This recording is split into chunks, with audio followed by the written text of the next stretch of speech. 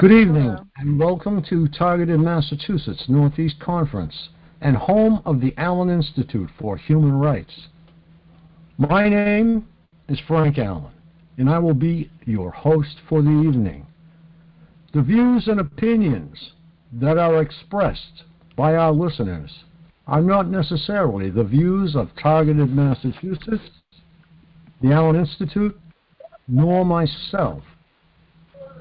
It is the goal of this conference to be a place where people who are victims of organized stalking, intimidation, electronic torture, and mind control in all differing forms and from various sources can feel free to openly and safely discuss any of their fears, hopes, strategies, and solutions for themselves, and to offer support, advice, and encouragement to one another.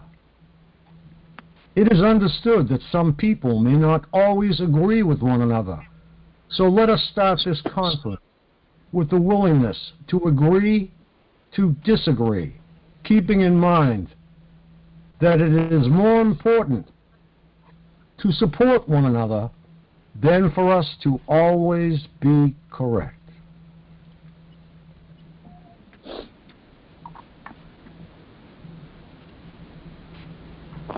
We have a great presentation tonight.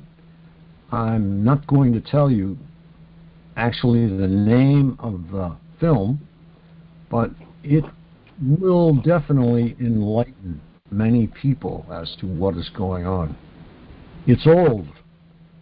It's something that should have been in mainstream to date, but it was gone unnoticed. It has gone unnoticed until now. It is actually a collection of videos. I just wanted to see, is Lily here yet?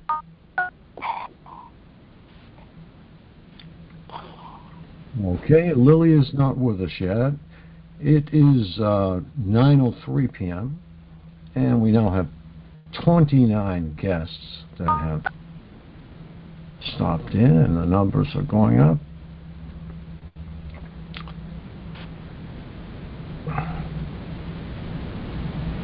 Okay, I've discussed in a number of different forums recently the important factors that we need to look at as targeted individuals. That is to maintain unity and to throw away petty arguments. Okay.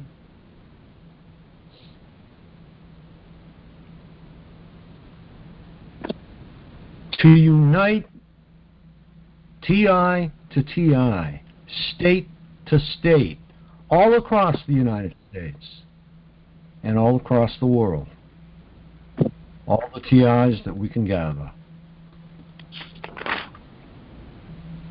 As I mentioned, this evening there will be a great film that will be inspiring for many people. And if you've been muted for any reason, you can unmute if you would like to speak. This will air at approximately 9:15 Eastern. And we are hoping that it will open many eyes. Okay, we have Libertyville, Illinois, Florence, Alabama, Beverly, Frank, Dawn, Jeff, Lilburn, Georgia, Wireless Caller, David, Susan, New York, New York, Wireless Caller, and MKULTRA, Anne, Anonymous, Anonymous, Anonymous, Anonymous, and Anonymous. AZ Gal, Chris, Edith, Gertrude, here for you, Joe from Australia, Joe from the United States, Lando, Marilyn from Kettering, Ohio, mtc1racer@hotmail.com, name, Nancy, and Upthink. That brings us to 33 so far at 9:06 p.m. Eastern. Oh, Marcus, you snuck in. Lily is going to present this with me. I hope she recalls that she said that she would do that, but as yet I don't see her. So I believe that I'm going to start this. We have 35 people now, and I think that I'm going to go ahead and start this a little early. And if anybody comes in late, they will have the link.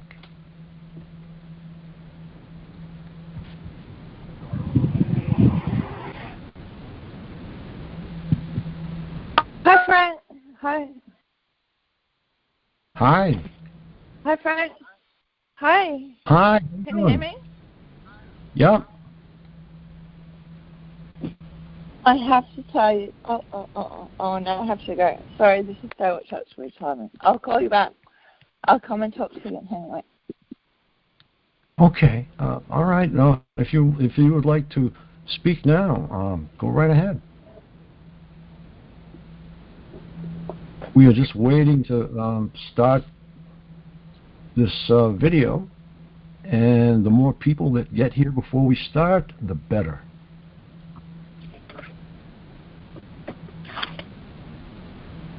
Okay. We will start that.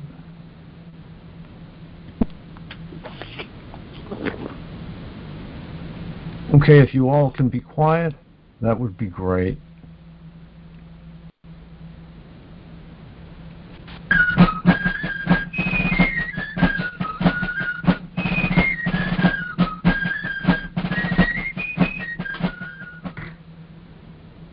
The Vietnam War was the formative experience for a generation of CIA and military intelligence personnel involved in the Phoenix program.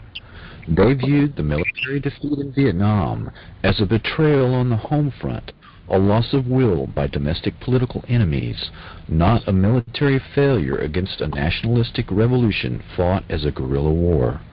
The Phoenix program, assassinating suspected VC sympathizers in a systematic manner, worked well and is the blueprint for the current black operation targeting thousands of loyal Americans using state-of-the-art microwave and radio frequency radiation weapons.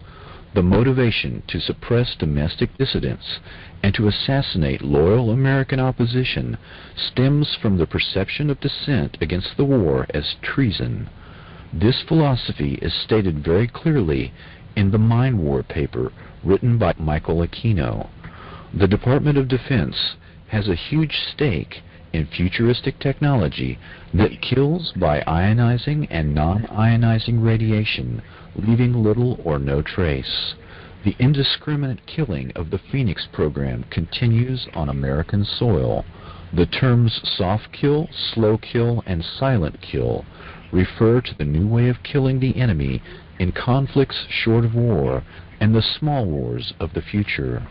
The counterinsurgency doctrine has now been applied to the home front so that the perceived betrayal of the military in Vietnam will not be repeated. The generation of CIA and military intelligence led by Shackley, Helms, Casey, Singlab, Secord, John B. Alexander, Michael Aquino, Paul Vallely, and others have built the perfect beast using selective assassination that leaves no trace.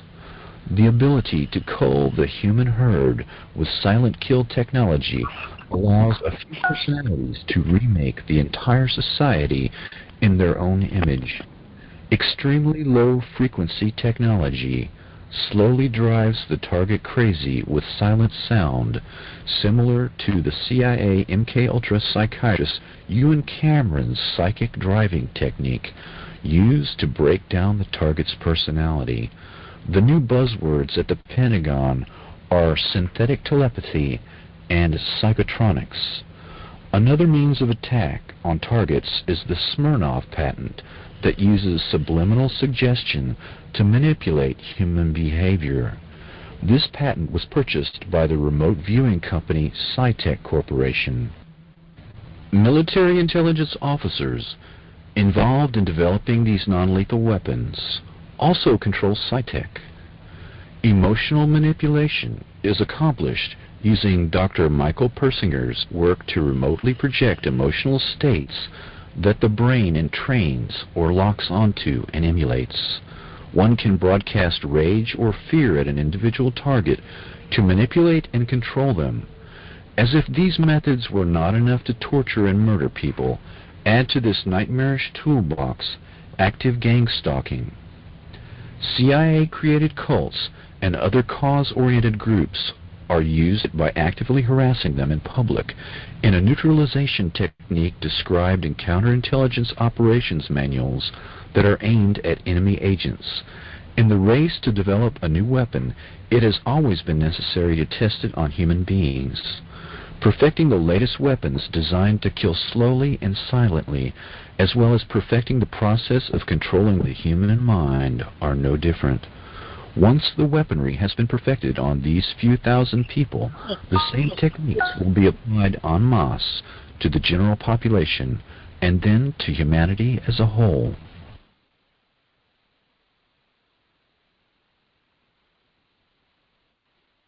MKUltra was the secret CIA crash program to develop techniques to control the human mind. By the end of the Korean War, 70% of the 7,000 U.S. prisoners of war had signed confessions, 15% cooperated fully, and only 5% steadfastly refused confession or indoctrination. Professors Wolf and Hinkle submitted a secret report to Director of Central Intelligence Alan Dulles about communist methods of brainwashing that was the definitive work on the subject in 1953. It stated that no drugs or machines were used. Intense psychological pressure and human weakness were the key, beginning with solitary confinement. Guards constantly reminded the prisoner that he was totally cut off from outside support, ordered him to stand for long periods, dictated the positions allowed for sleep, waking him if he moved while sleeping, banned all outside stimuli such as books, conversation, or news of the outside world. After 4 to 6 weeks, the prisoner would break down. Quote, "He weeps, he mutters, and prays aloud in his cell." At this stage, the interrogation began in a special room. The guard told him that he knew his own crimes all too well. The prisoner is in the position of trying to prove his innocence to he knew not what. The interrogator and the prisoner bond in their shared ransacking of the captive's soul. As the interrogation proceeded, the prisoner realized that he could only end his ordeal with a full confession. Quote, "The prisoner feels that something must be done to end this. He must find a way out." According to a KGB man, more than 99% of prisoners sign a confession at this stage. Then the subject was either shot or sent to a labor camp after sentencing. Chinese techniques would move on to re-education of prisoners by moving them into a group cell for political indoctrination, incessant study of Marx and Mao, lectures and self-criticism led to political conversion by group pressure. Prisoners demonstrated their commitment by ferociously attacking any deviations. Constant intimacy with prisoners who reviled him for his resistance pushed the prisoner beyond his emotional endurance. As the prisoner conformed, his cellmates gave increased acceptance and esteem, which reinforced his commitment to the party, for he learned that only his acceptance allowed him to live successfully in the cell. In contrast, the American mind control effort was a mini Manhattan Project, with the conviction that the keys to brainwashing lay in technology. The agency's brainwashing experts gravitated to people in the mold of the brilliant and sometimes mad scientists, obsessed by the wonders of the brain. In 1953, CIA officer Richard Helms chose Dr. Sidney Gottlieb to run the technical service staff. The TSS, through the Office of Research and Development, was given the job of developing poisons to assassinate political opponents, truth serum drugs for interrogating spies, and hypnotic techniques to create unwitting double agents, couriers, and robot assassins. Dr. Gottlieb used Nazi scientists and their state-of-the-art mind control techniques that had been perfected in concentration camps using victims of the Holocaust. General Dwight D. Eisenhower gave his personal approval to exploit the work and research of the Nazis in the death camps. The German doctors were brought to the U.S. and went to work for Project Paperclip. These men were insulated against war crimes charges. The Nuremberg prosecutors were shocked that the U.S. authorities were using German doctors despite their criminal past. Under the leadership of Dr. Strughold, 34 scientists accepted contracts from Project Paperclip and were moved to Randolph Air Force Base in San Antonio, Texas. These personalities began to work on human radiation studies, aviation medicine, microwave technology, and MKULTRA mind control experiments. The authorization to hire these Nazi scientists came directly from the Joint Chiefs of Staff. The top military brass stated that they wished to exploit these rare minds. Operation Paperclip eventually recruited 9,000 Nazi scientists and technicians to help the U.S. destroy the USSR. Some of these scientists were known as programmers, people skilled in the art of breaking down and controlling the human mind. Dr. Joseph Mengele and others experimented extensively with children and adults using mescaline, electroshock therapy, hypnosis, sensory deprivation, torture, rape, starvation, and trauma bonding in an effort to control the human mind. Dr. Mengele was so successful using the technique of trauma bonding that survivors today still exhibit a profound affection for their torturer, referring to Mengele as Beautiful Joseph. Dr. L. Wilson Green was a Jewish doctor who the Nazis coerced to participate in their experiments at Auschwitz.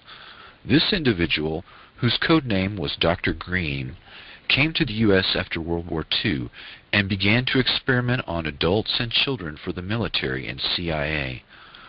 The military and CIA copied the Nazi methodology and began numerous programs of their own. The first CIA program was known as MKULTRA. The MK is an abbreviation for the German words for mind control. By 1953, the CIA, U.S. Navy, and U.S. Army Chemical Corps were conducting their own narco-hypnosis programs on prisoners, mental patients, foreigners, ethnic minorities, and those classified as sexual deviants. To avoid confusion, the dozens of mind control operations will be referred to generically as MKULTRA. According to MKULTRA documents and sources, the methodology of mind control works best when severe trauma is administered by the age of 3 years old. Severe trauma, such as rape, applied at the age of 3, will cause the personality to split or dissociate in an attempt to shield the mind from memories of events too painful to endure. The psychiatric terms are multiple personality disorder or dissociative identity disorder, and can be produced accidentally or purposefully. The Three Faces of Eve is the true story of multiple personality disorder created by childhood abuse. Psychic trauma and creation of multiple personalities was eventually codified by programmers into a standard methodology and is typically accomplished by forcing children to observe and participate in the ritual sacrifice of animals and humans, and inducing further psychic trauma by the means of rape and other horrors. The trauma causes the dissociation. This functions much like the partitioning of a hard drive in a computer. The dissociative state is used as an opening to hypnotically induce an alternate shell personality. The programmer will use hypnosis and triggers to call forth the created personality, known as an alter personality. Only 20% of the general population is easily hypnotizable, but trauma at an early age makes people vulnerable to dissociation and thus easily hypnotizable. Typically, the programmer might wear a costume, such as a rabbit suit, and sacrifice a rabbit in front of the child victims before they are physically traumatized. The image of the rabbit, a phrase from Alice in Wonderland, or similar paired images are used as the triggers to call forth the alter personality. The method works best when the trauma is repeated around 6 years of age. A few years later, the child victim's IQ test and personality test are evaluated to determine whether the child may be trained in assassination, sexual blackmail, drug courier, or other role. The subject can be hypnotized and used for operations, but would only be consciously aware of the sense of lost time. Dr. Sidney Gottlieb employed these early programmers and concentrated on the use of LSD for mind control and exotic poisons and drugs for political assassinations. He personally gave LSD to an unknowing fellow scientist, Dr. Frank Olson, who worked for the Army Chemical Corps Special Operations Division at Fort Detrick. His job was developing biological weapons. Dr. Olson committed suicide by jumping through the window of a 10th floor hotel. Dr. Gottlieb concealed his actions, and the Olson family was unaware of the cause of his suicide until 27 years later, when the facts emerged during a congressional hearing on CIA abuses. The link between Gottlieb and Olson illustrates how the different elements of biological and chemical weapons, radiation testing, and MKULTRA were all intertwined. Dr. Ewan Cameron was president of the American and Canadian Psychiatric Associations. He ran the Allen Memorial Institute, which was founded in 1943 with funds from the Rockefeller Foundation. Nazi paperclip scientists made their way into the CIA and military-sponsored mind control programs here in the United States and Canada. Some of these scientists were friends of Dr. Cameron. Money for Cameron's operation came from the CIA and was funneled through the Cornell Society for the Investigation of Human Ecology. The systematic annihilation or depatterning of a subject's mind and memory was accomplished with overdoses of LSD, barbiturate sleep for 65 days at a time, and electroshock therapy at 75 times the recommended dosage. Psychic driving, the repetition of a recorded message for 24 hours a day, programmed the emptied mind. The Canadian government settled a class action lawsuit by 250 former patients of Dr. Cameron decades later, but no person or institution has ever been disciplined or punished for these activities. Linda MacDonald was 25 years old in 1963 when Dr. Cameron treated her for mild postpartum depression. She received 102 electroshock therapy treatments, 80 days of drug-induced sleep, and emerged completely depatterned, essentially like a newborn, totally incontinent, unable to state her name or recognize her husband and children. She had to relearn how to drive, cook, read, and use a toilet. Eventually, unlike many of the patients of Dr. Cameron, she made a complete recovery. Cameron was the premier psychiatrist of the 20th century. He had studied Nazi scientists at the Nuremberg trials and later replicated many of their methods and sought their assistance in the race to control the human mind. Cameron's mind control experiments were one program out of many run by the CIA, Navy, Air Force, Army, and others. Although many parallel operations were occurring in the U.S., none of them was ever discovered or prosecuted. These programs were run by men of the likes of Morse Allen, Dr. L. Wilson Green, Dr. Martin Orne, Dr. Stephen Aldrich, Dr. James Hamilton. These and other American and foreign-born programmers were supervised by Dr. Sidney Gottlieb, who was in turn supervised by Richard Helms and Alan Dulles, the director of the Central Intelligence Agency.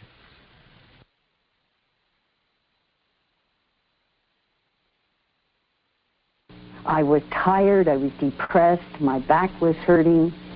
And so he said to the children's father, why don't you go to Montreal and visit this Dr. Ewan Cameron, this famous man who has all of these accolades, and have an assessment. So we went. My medical file even says that I took my guitar with me. And that was the end of my life. Within 3 weeks, Dr. Cameron decided to call me an acute schizophrenic and shipped me up to the sleep room. I was in a coma for 86 days. 86 days of unbroken sleep. Yeah. Total comatose state. I had to be toilet trained. I was a vegetable. I had no identity. I had no memory. I'd never existed in the world before. Like a baby. Just like a baby that has to be toilet trained. Pictures, and I know who that is, who they are, but I don't remember them as my children at all. I mean, I know that they came from my body, but there's no, that's all. I don't know, and that's because I was told that. So these are my children.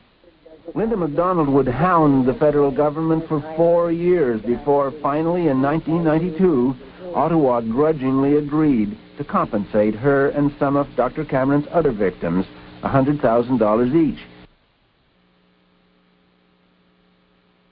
Richard Helms ran the Dirty Tricks Department after the Bay of Pigs and became Director of Central Intelligence in 1966. He destroyed the archive on MKULTRA when he left in 1972 and successfully covered up the crimes of MKULTRA. Helms was a product of the Eastern Establishment. His grandfather was president of the Federal Reserve. Helms, like Gottlieb, was a Machiavellian character who used paperclip scientists and would stop at nothing to win. He advocated low-intensity warfare, transmitting strategic subliminal messages to the brains of enemy populations and the use of high frequencies to affect memory and the unconscious mind. In 1964, he wrote a memo to the Warren Commission where he mentions biological radio communication. Quote, cybernetics can be used in molding of a child's character, the inculcation of knowledge and techniques, the amassing of experience, the establishment of social behavior patterns, all functions which can be summarized as control of the growth processes of the individual. In 1953, MKUltra relied on LSD, but by the 1960s the emphasis had changed to biological radio communication. MKUltra had 149 subprojects that encompassed nearly every aspect of human behavior and social science. In the 1977 Senate hearings, former CIA Director Admiral Stansfield Turner stated that the program took place at 80 institutions, including 44 universities, 15 private companies, 12 hospitals, and 3 prisons. MKUltra Subproject 119 was the foundation of all non-lethal weapons programs currently active and included a summary of 5 areas, one of which is entitled Techniques of Activation of the Human Organism by Remote Electronic Means.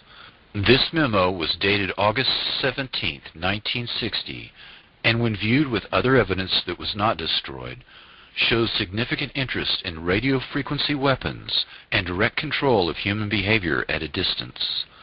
By 1960, the CIA dropped emphasis on the use of LSD in favor of electronic influence. This aspect of the research is where the greatest modern emphasis has been, rather than chemical or biological agents, both of which violate existing treaties and leave physical traces.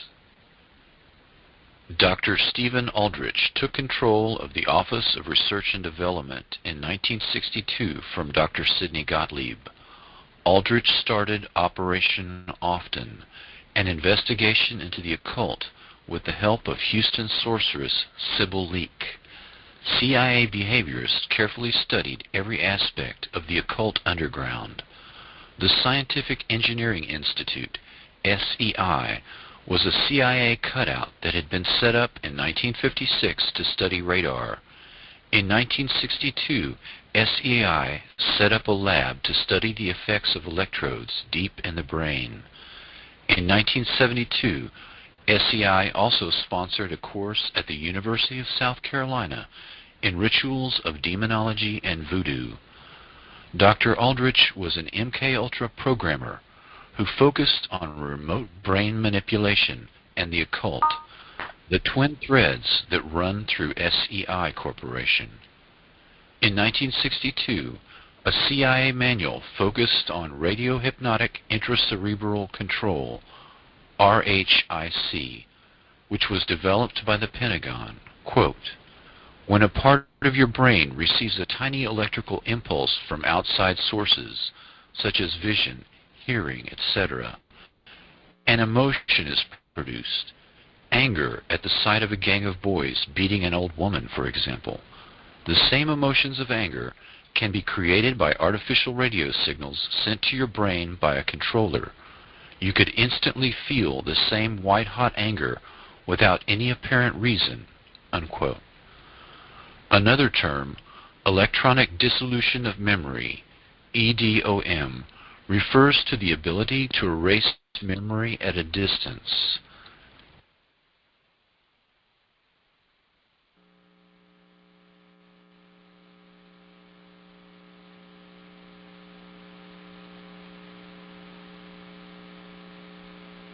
Hello? I'm Christy Nicola, born July of 1962, rendering me 33 years of age. I was a subject in radiation as well as mind control and drug experiments performed by a man I knew as Dr. Green. I was a subject from 1966 to 1976. Dr. Green performed radiation experiments on me in 1970, focusing on my neck, throat, and chest, 1972 focusing on my chest, and my uterus in 1975. Each time I became dizzy, nauseous, and threw up. All these experiments were performed on me in conjunction with mind control techniques and drugs in Tucson, Arizona. Dr. Green was using me mostly as a mind control subject from 1966 to 1973. His objective was to gain control of my mind and train me to be a spy assassin.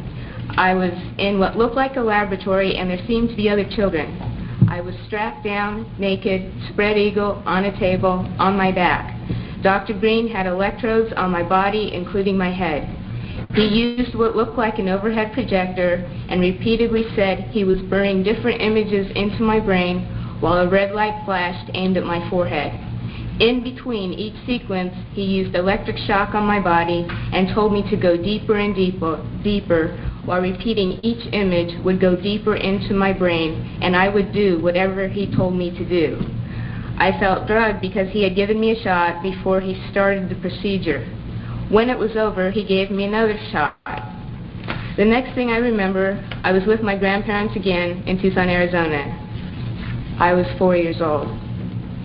You can see from this experiment that Dr. Green used trauma, drugs, post-hypnotic suggestion, and more trauma in an effort to gain total control of my mind. He used me in radiation experiments both for the purposes of determining the effects of radiation on various parts of my body and to terrorize me as an additional trauma in the mind control experiments. The rest of the experiments took place in Tucson, Arizona, out in the desert. I was taught how to pick locks, be secretive, use my photographic memory, and a technique to withhold information by repeating numbers to myself. Dr. Green moved on to wanting me to kill dolls that looked like real children. I stabbed a doll with a spear once after being severely traumatized, but the next time I refused. He used many pain induction techniques, but as I got older, I resisted more and more. He often tied me down in a cage, which was near his office. Between 1972 and 1976, he and his assistants were sometimes careless and left the cage unlocked. Whenever physically possible, I snuck into his office and found files with reports and memos addressed to CIA and military personnel. Included in these files were project, subproject, subject, and experiment names with some code numbers for radiation and mind control experiments, which I have submitted in your written documentation.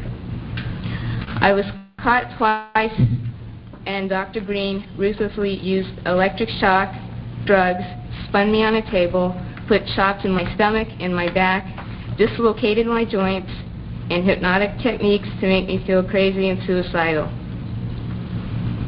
Because of my rebellion and growing lack of cooperation, they gave up on me as a spy assassin. Consequently, the last 2 years, 1974 to 1976, Dr. Green used various mind control techniques to reverse the spy assassin messages to self-destruct and death messages. His purpose? He wanted me dead, and I have struggled to stay alive all of my adult life. I believe it is by the grace of God that I am still alive. These horrible experiments have profoundly affected my life. I developed multiple personality disorder because Dr. Green's goal was to split my mind into as many parts as possible so he could control me totally. He failed, but I've had to endure years of constant physical, mental, and emotional pain, even to this day. Between the years of 1957 and 1984, I became a pawn in a government scheme. His ultimate goal was mind control and to create the perfect spy, all through the use of chemicals, radiation, drugs, hypnosis, electric shock, isolation in tubs of water, sleep deprivation, bone washing, verbal, physical, emotional, and sexual abuse. I was exploited unwittingly for nearly 3 decades of my life. And the only explanations given to me were that, quote, the end justifies the means, and, quote, I was serving my country in their bold effort to fight communism. I can only summarize my circumstances by saying they took an already abused 7-year-old child and compounded my suffering beyond belief. The saddest part is, I know for a fact that I was not alone. There were countless other children in my same situation, and there was no one to help us. Until now. Dr. L. Wilson Green, who claimed to have received $50 million from the Edgewood Chemical and Radiology Laboratory as part of the TSD, or Technical Science Division of the CIA, once described to Dr. Charles Brown that, quote, children were used as subjects because they were more fun to work with and cheaper, too. They needed lower profile subjects than soldiers or government people, so only young, willing females would do. Besides, he said, I like scaring them. They in the agency think I'm a god, creating subjects and experiments for whatever deviant purposes Sid and James can think up. Sid being Dr. Sidney Gottlieb, James, Dr. James Hamilton. In 1958, I was to be tested, they told me, by some important doctors from the society, or the Human Ecology Society. And I was instructed to cooperate. I was told not to look at anyone's faces and not try hard not to ignore any names, as this was a very secret project. But I was told to be brave, and all these things would help me forget. Naturally, as most children do, I did the opposite and remembered as much as I could. Dr. John Gittinger tested me, Dr. Cameron gave me the shocks, and Dr. Green the x-rays. Then I was told by Sid Gottlieb that, quote, I was right for the big A, or meaning artichoke. By the time I left to go home, just like every time from then on, I would remember only whatever explanations Dr. Robert G. Heath, Tulane Medical University, gave me for the odd bruises, needle marks, burns on my head, fingers, and even the genital soreness. I had no reason to believe otherwise. They had already begun to control my mind. The next year, I was sent to a lodge in Maryland called Deep Creek Cabins to learn how to sexually please men. I was taught how to coerce them into talking about themselves, and it was Richard Helms, who was deputy director of the CIA, Dr. Gottlieb, Captain George White, Morris Allen, who all planned on filming as many high government agency officials and heads of academic institutions and foundations as possible, so that later when the funding for mind control and radiation started to dwindle, projects would continue. I was used to entrap many unwitting men, including themselves, all with the use of a hidden camera. I was only 9 years old when this sexual humiliation began. I overheard conversations about a part of the agency called ORD, which I found out was Office of Research and Development. It was run by Dr. Green, Dr. Stephen Aldrich, Martin Orne, and Morris Allen. Once a crude remark was made by Dr. Gottlieb about a certain possible leak over New Orleans involving a large group of retarded children who had been given massive doses of radiation. He asked, why was Wilson so worried about a few retarded kids? After all, they would be the least likely to spill the beans. Another time, I heard Dr. Martin Orne, who was the director then of the scientific office and later the head of the Institute for Experimental Research, state that, quote, in order to keep more funding coming from different sources for radiation and mind control projects, he suggested stepping up the amounts of stressors used and also the blackmail portion of the experiments. He said it needed to be done faster than to get rid of the subjects, or they were asking for us to come back later and haunt them with our remembrances. I've already submitted as much information as possible, including conversations overheard of the people, agencies responsible. I'm able to report all this to you in such detail because of my photographic memory and the arrogance of the doctors, the arrogance of the people involved. They were certain they would always control my mind. Although the process of recalling these atrocities is not an easy one, nor is it without some danger to myself and my family, I feel the risk is worth taking.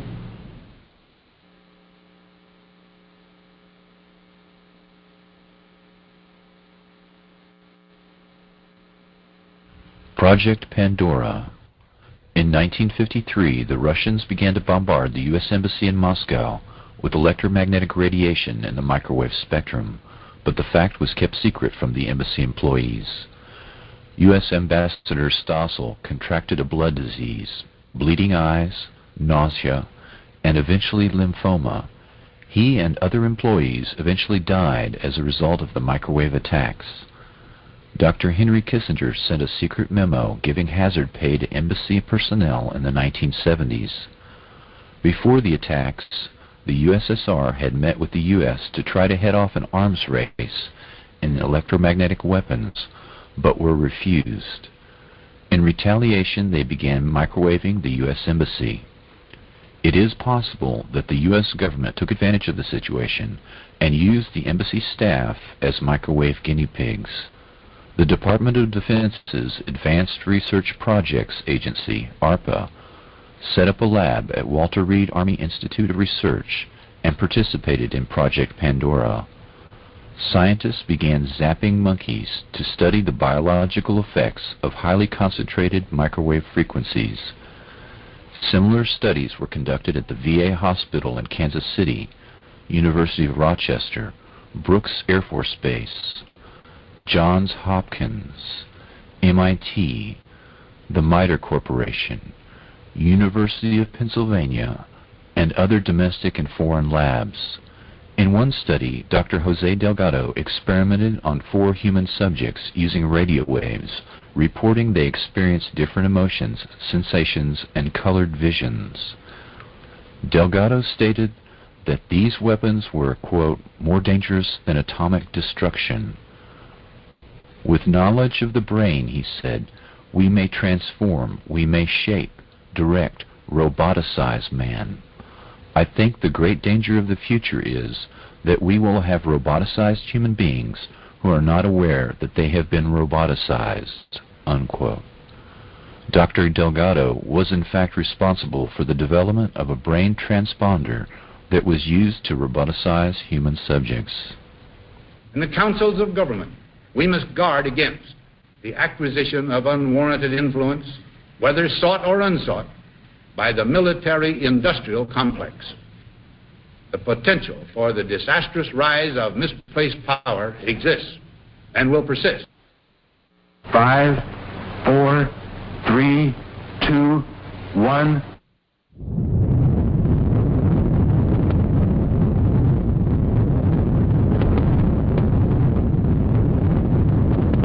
In the dead silence of the morning, at 5:29:45 Mountain War time, the Jornada del Muerto was bathed in an intense flash of a light that man had only seen from the stars.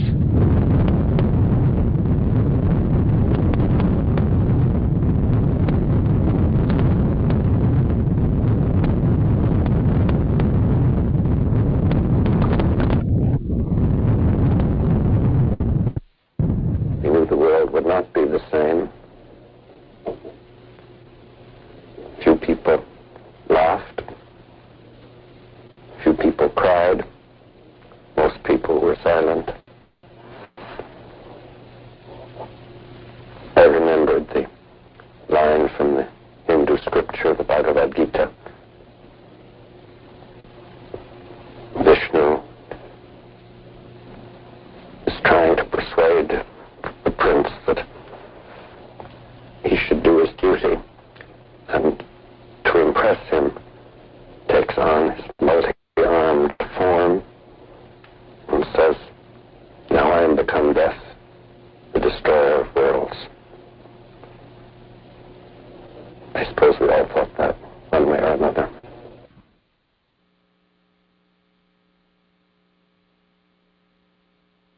The women peace campers at Grenham Common, England, claimed that they were attacked by U.S. electromagnetic weapons from within the U.S. Air Base. Scientists from Electronics Today measured some form of electromagnetic wave that was responsible for the illnesses they suffered. A team of doctors from the Medical Campaign Against Nuclear Weapons compiled a report on the condition of the affected women. The women first noticed a pattern of illness emerging in 1984. Women at different points around the camp appeared to experience similar symptoms at the same time, even though they were not in contact with one another. Large numbers of women complained of sudden feelings of extreme tiredness shortly before major events, such as the departure of a cruise missile convoy. Readings taken with a wide-range signal strength meter showed marked increases in the background signal level near one of the women's camps at the time they claimed to be experiencing ill effects, including vertigo, retinal bleeding, burnt face even at night, nausea, sleep disturbances, palpitations, loss of concentration, loss of memory, disorientation, severe headaches, temporary paralysis, faulty speech coordination, irritability, and a sense of panic in non-panic situations, and in one case, a circulatory failure that required emergency treatment. Many of these symptoms have been associated in medical literature with exposure to microwaves, and especially through low-intensity or non-thermal exposure. These effects have been reviewed by Dr. Robert Becker, twice nominated for the Nobel Prize and a specialist in electromagnetic effects. His report confirms that the symptoms mirror those he would expect to see had microwave weapons been deployed. British defense officials have denied any form of electronic signal was being used against the protesters.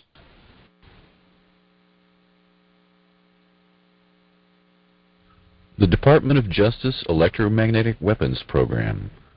The Department of Defense uses the Department of Justice to develop and test non-lethal weapons as an aspect of deniability because many of these applications violate existing treaties. By using the Department of Justice and classifying these programs as crowd control, they are able to avoid scrutiny and can violate the spirit of the law without technically being in violation of international treaties.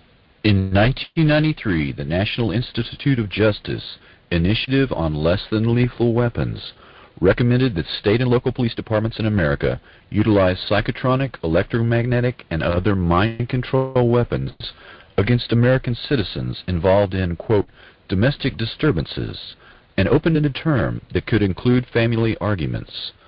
The report said, quote, short-term research will be completed to adopt military technology to use by domestic law enforcement, including laser, microwave, and electromagnetic weapons, unquote.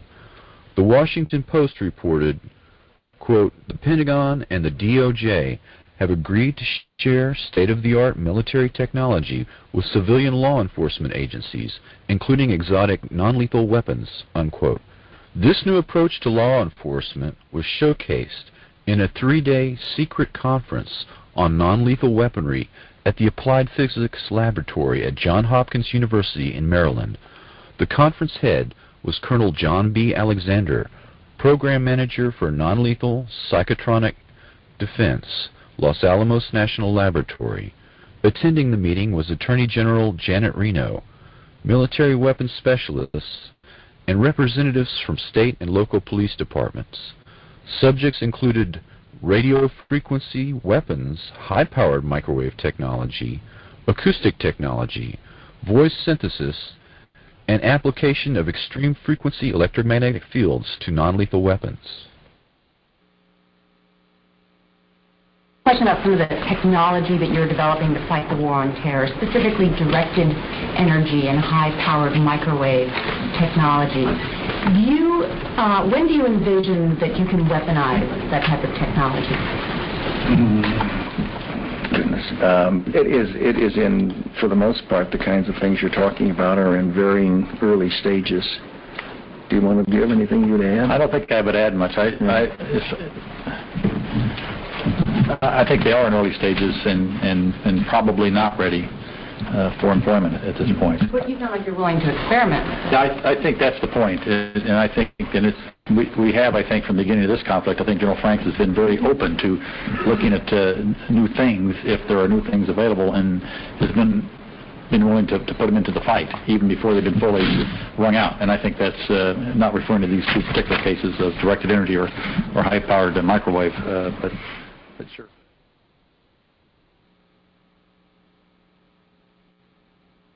Just the head was burned, and the other parts of the bodies wasn't anything happened on it. Al-Ghazali reported that he had seen 3 passengers in a car, all dead, with their faces and teeth burnt, the body intact, and no sign of projectiles. There wasn't any bullet. I saw the teeth, just the teeth, and no eyes. All of them, with the body, nothing for the bodies. Just the teeth and all the heads were burned. There were other inexplicable aspects. The terrain where the battle took place was dug up by the American military and replaced with other fresh earth. The bodies that were not hit by projectiles had shrunk to just slightly more than 1 meter in height. Except that the bodies is scaled by the bullets. Most of them that become very small. It's like that, something like that.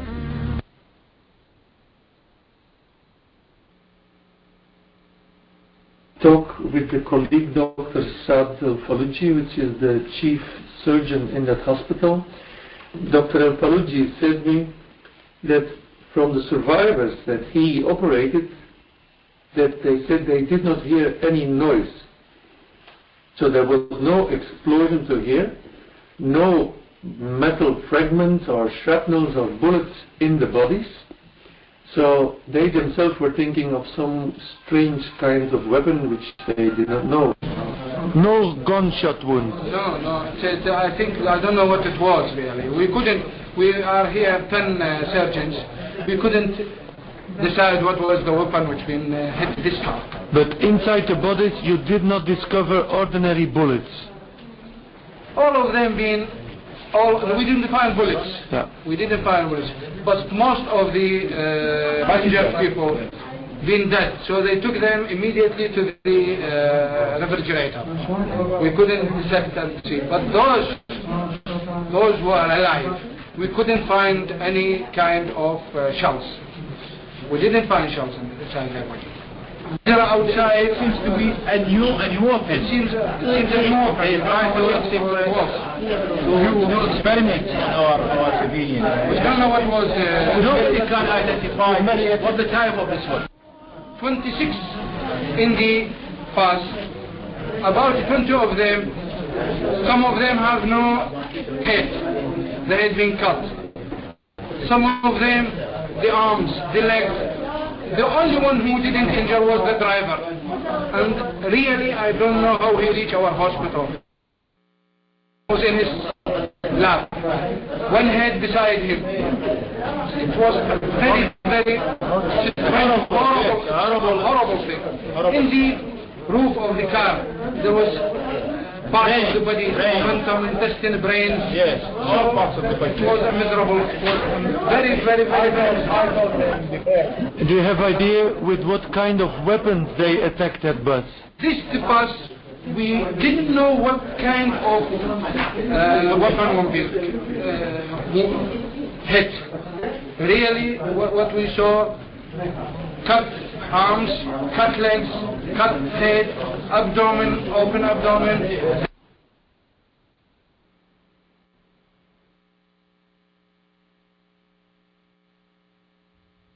Intelligence agencies have infiltrated and created some satanic groups, with the resurgence of these groups beginning in 1966, particularly with the birth of the Church of Satan, founded by Anton LaVey. LaVey studied criminology in San Francisco and worked in the San Francisco Police Department Crime Lab. He also worked as an informant for Interpol. Prior to the Church of Satan, LaVey ran a group called the Magic Circle. LaVey's most famous associate is the National Security Agency General Michael Aquino. At the time of his membership in LaVey's group, Aquino was an Army specialist in intelligence and psychological warfare. In 1973, he became the executive officer of the 306th Psychological Operations Battalion, contemporary with his founding of the Church of Set. General Michael Aquino wrote, "From PSYOP to Mind War, the Psychology of Victory." Aquino's thesis stated that enemy populations could be subdued by inflicting a state of psychological terror and feelings of imminent destruction. He discusses the use of psychotronic weapons or electromagnetic weapons that influence the mind. Capitulation could be induced without firing a shot by extremely low-frequency signals piggybacked on broadcasts of radio, TV, or microwave communications in order to influence and manipulate the thoughts and feelings of the target population. During the 1960s, he was prominent in the Church of Satan and a close friend of Anton LaVey until he started his own Church of Set. A police intelligence report dated July 1st, 1981 reads, quote, "The Church of Set is a group of hundreds of members that operates on a national level. Michael Aquino is the official head and rules the Council of Nine, who are in fact his lieutenants," unquote. At least 2 members of the Council of Nine at that time were members of Army intelligence. In the late 1980s, Aquino was accused by the San Francisco Police Department of being involved in a satanic child molestation ring centered on the daycare at the Presidio military base where Aquino was stationed at the time. Probable victims numbered at 68, many of whom had contracted venereal disease. 22 families filed $66 million in claims against the Army, claiming that criminal charges against Michael Aquino were dropped due to pressure from the Army. General Aquino admitted to renting the German castle where the Nazi SS were formed and reenacting the secret ceremony among fellow intelligence officers dressed in full Nazi regalia. General Aquino is now the highest-ranking officer in the National Security Agency, along with General Black and General Hayden. It is important to remember that General Aquino is first and foremost a military intelligence officer with over 40 years' experience in counterinsurgency operations and an expert in psychological warfare.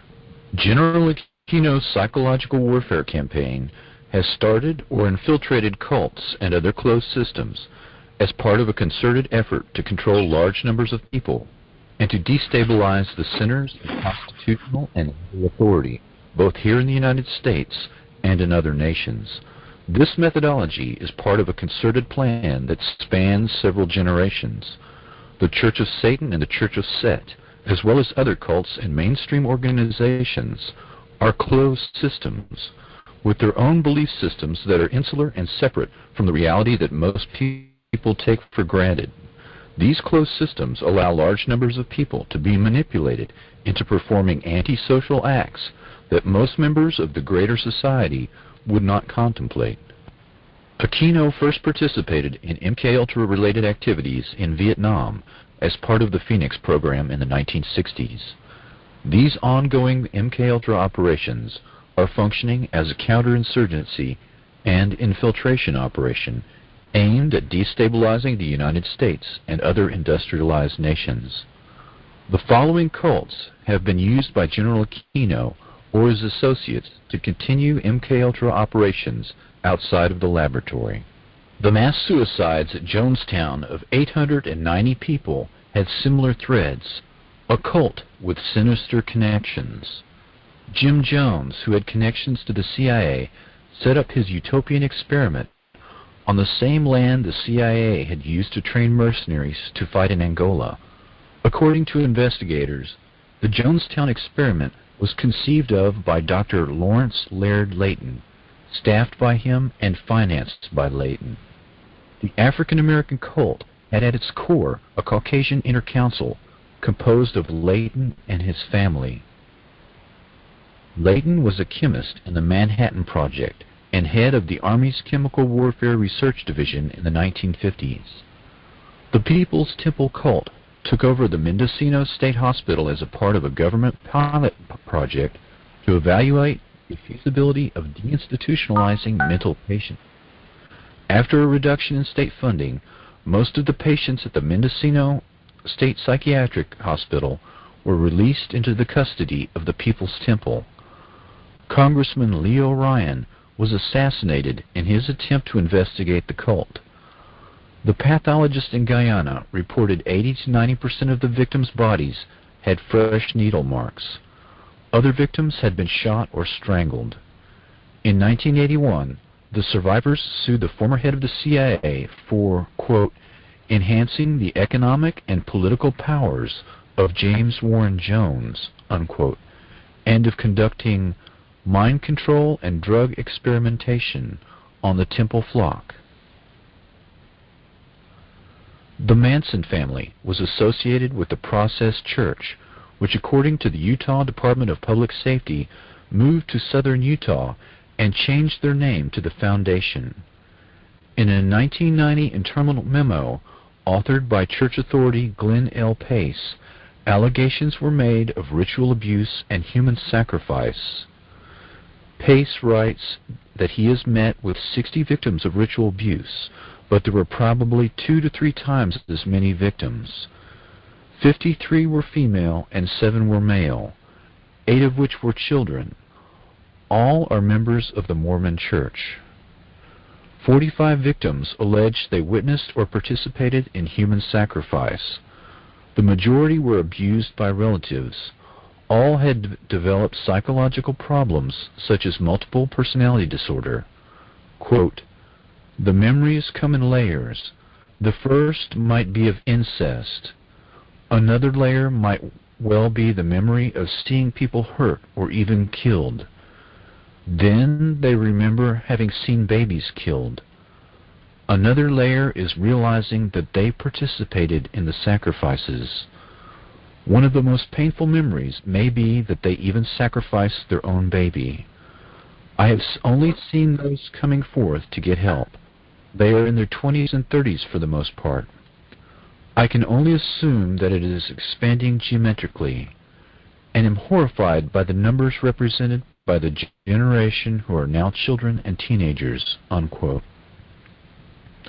Dr. Joseph Mengele found that trauma bonding and mind control work best when the victim is forced to kill someone they love, usually a twin. The Franklin conspiracy refers to a sexual blackmail operation and savings and loan fraud that began in Omaha, Nebraska in the early 1980s. Larry King, a 300-pound pedophile, operated a national child prostitution network that catered to wealthy patrons and Republican Party insiders. King was one of the fastest rising stars in the Republican Party. He sang the national anthem at the Republican Convention in 1984 and 1988. King and his associates defrauded Franklin's savings and loan of $40 million and used the residents of Boys Town and other children to videotape powerful and influential men and women engaged in sex acts with minors. These blackmail operations took place during fundraising parties for the Republican Party. Those involved stayed late for the after party that included drugs and sex with minors. The strategy of early MKULTRA was to use sexual blackmail operations that targeted political figures in order to ensure continued funding from legislators.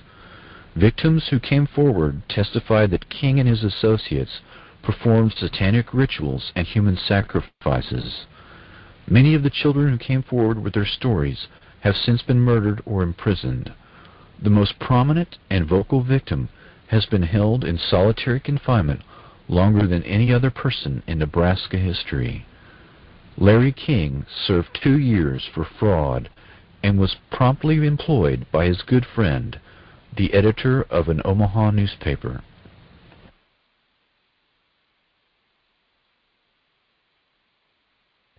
The Unification Church of Reverend Sung Myung Moon had close connections to the KCA, the Korean Central Intelligence Agency, since its creation by the U.S. Central Intelligence Agency.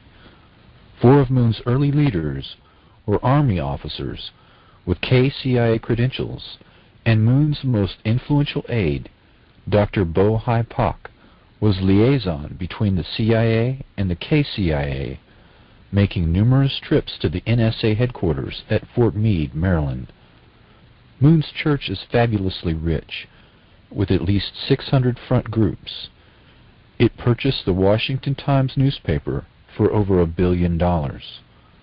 Moon has claimed that he is the reincarnation of Jesus, Buddha, and Mohammed. He preaches love, but attacks his critics mercilessly and uses the terminology of violence and apocalyptic revelation. In March of 2004 in Washington, D.C., the Reverend Moon was crowned as the Prince of Peace in a ceremony at the Dirksen Senate Office Building in the presence of 86 U.S. congressmen and 26 UN ambassadors. The Children of God cult in Argentina has been involved in ritual abuse of children for decades, but has evaded conviction despite voluminous, undeniable evidence and victim testimony. David Moses Berg founded the church in the 1970s and advocated using sex to entice new members into the church. Berg's own children and former members stated that they were forced into sex between the ages of 4 and 10 years old with high-level church members. The victims also testified to a sexual blackmail and infiltration campaign aimed at some of the most powerful men in Europe, particularly in the media, legal community, and government. Powerful figures of political and financial support for the family include Libyan President Muammar Gaddafi, Chilean dictator Augusto Pinochet, and King Juan Carlos of Spain. The sect currently estimates its numbers at 300,000 converts in 60 countries. In 1992, the Family Children's Choir sang in the White House for Barbara Bush to kick off a Christmas show in the East Room. The sect also sang for George Bush Sr. after he toured the damage of Hurricane Andrew in South Florida. The Cult Awareness Network was founded 2 decades ago in the wake of the mass suicides in Guyana that claimed the lives of 890 of Jim Jones' followers. The nonprofit national organization assisted the desperate loved ones of people caught up in the cult scene. The organizations targeted by CAN were the KKK, the Aryan Nations, dozens of obscure fundamentalist and evangelical Christian groups, the Church of Satan, the Moonies, followers of political extremist Lyndon LaRouche, and the Church of Scientology. An organized blizzard of lawsuits produced judgments totaling $5 million and led to CAN's financial ruin. In 1996, their logo, furniture, and phone number were auctioned off by a bankruptcy judge. Scientology lawyers took possession of 20 years' worth of CAN's highly sensitive case files containing information on thousands of people who had turned to CAN for help in rescuing their friends and relatives. Scientology is known for harassing its enemies and retaliating against suppressives, people who ridicule Scientology teachings. These teachings include L. Ron Hubbard's decree that humans are made up of clusters of spirits called Thetans, who were banished to Earth about 75 million years ago by an evil galactic ruler named Xenu. Hubbard was a pulp fiction writer who served in the Navy and hit it big in 1950 by coming up with the concept of Dianetics that he dubbed a modern science of mental health that remained at the core of Scientology practice. One of its staples is a simplified lie detector called an e-meter, which is supposed to measure electrical changes in the skin while subjects discuss intimate details of their lives. Hubbard claimed that unhappiness sprang from mental aberrations called engrams, and that counseling sessions with the e-meter could help rid them of them. Scientologists refer to the extensive and expensive process of clearing the mind in order for this to occur as auditing.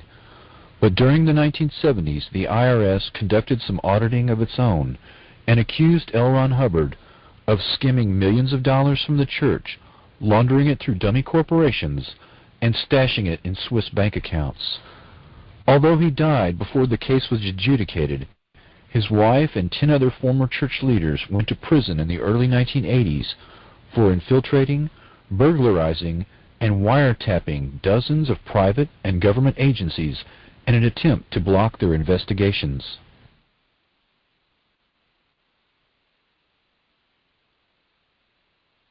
The majority of Masons join and undergo rituals and rites that seem to have no meaning. It is only when they enter the highest levels, the circle within a circle, if you will, that the secret knowledge is shared as to what the organization and its rituals are really about. This knowledge is imparted to a select few who achieve 32nd degree status or higher. What these rites are and what this secret knowledge is has yet to be proven. The Masons are one of the most prominent links between victims of satanic ritual abuse. Victims of SRA are in effect victims of MKULTRA experiments in childhood. Literally thousands of people from different parts of the country who have never been in contact with each other are telling essentially the exact same story. That as very young children, these people were forced to participate in satanic ritual abuse, including child rape and ritual sacrifice. The consistency of the stories, the links to MKULTRA and satanic ritual abuse, seemed to be a fantastic story at first, but victim testimony is very consistent, and the association of both programs to high-level Mason members has been repeated many times. Many of the personalities involved in the original MKULTRA experiments were high-level Masons, including Dr. Sidney Gottlieb, Dr. George Estabrooks, Dr. Ewan Cameron, and others in the intelligence community. Masons have been accused of many things over the years, but it is equally likely that the Masons were infiltrated by CIA perpetrators of MKULTRA in an effort to control a closed system and have access to experimental subjects.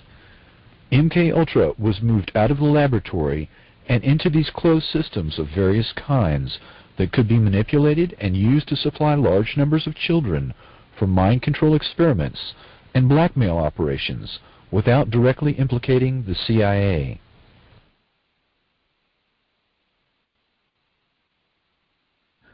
MKULTRA and the False Memory Syndrome Foundation.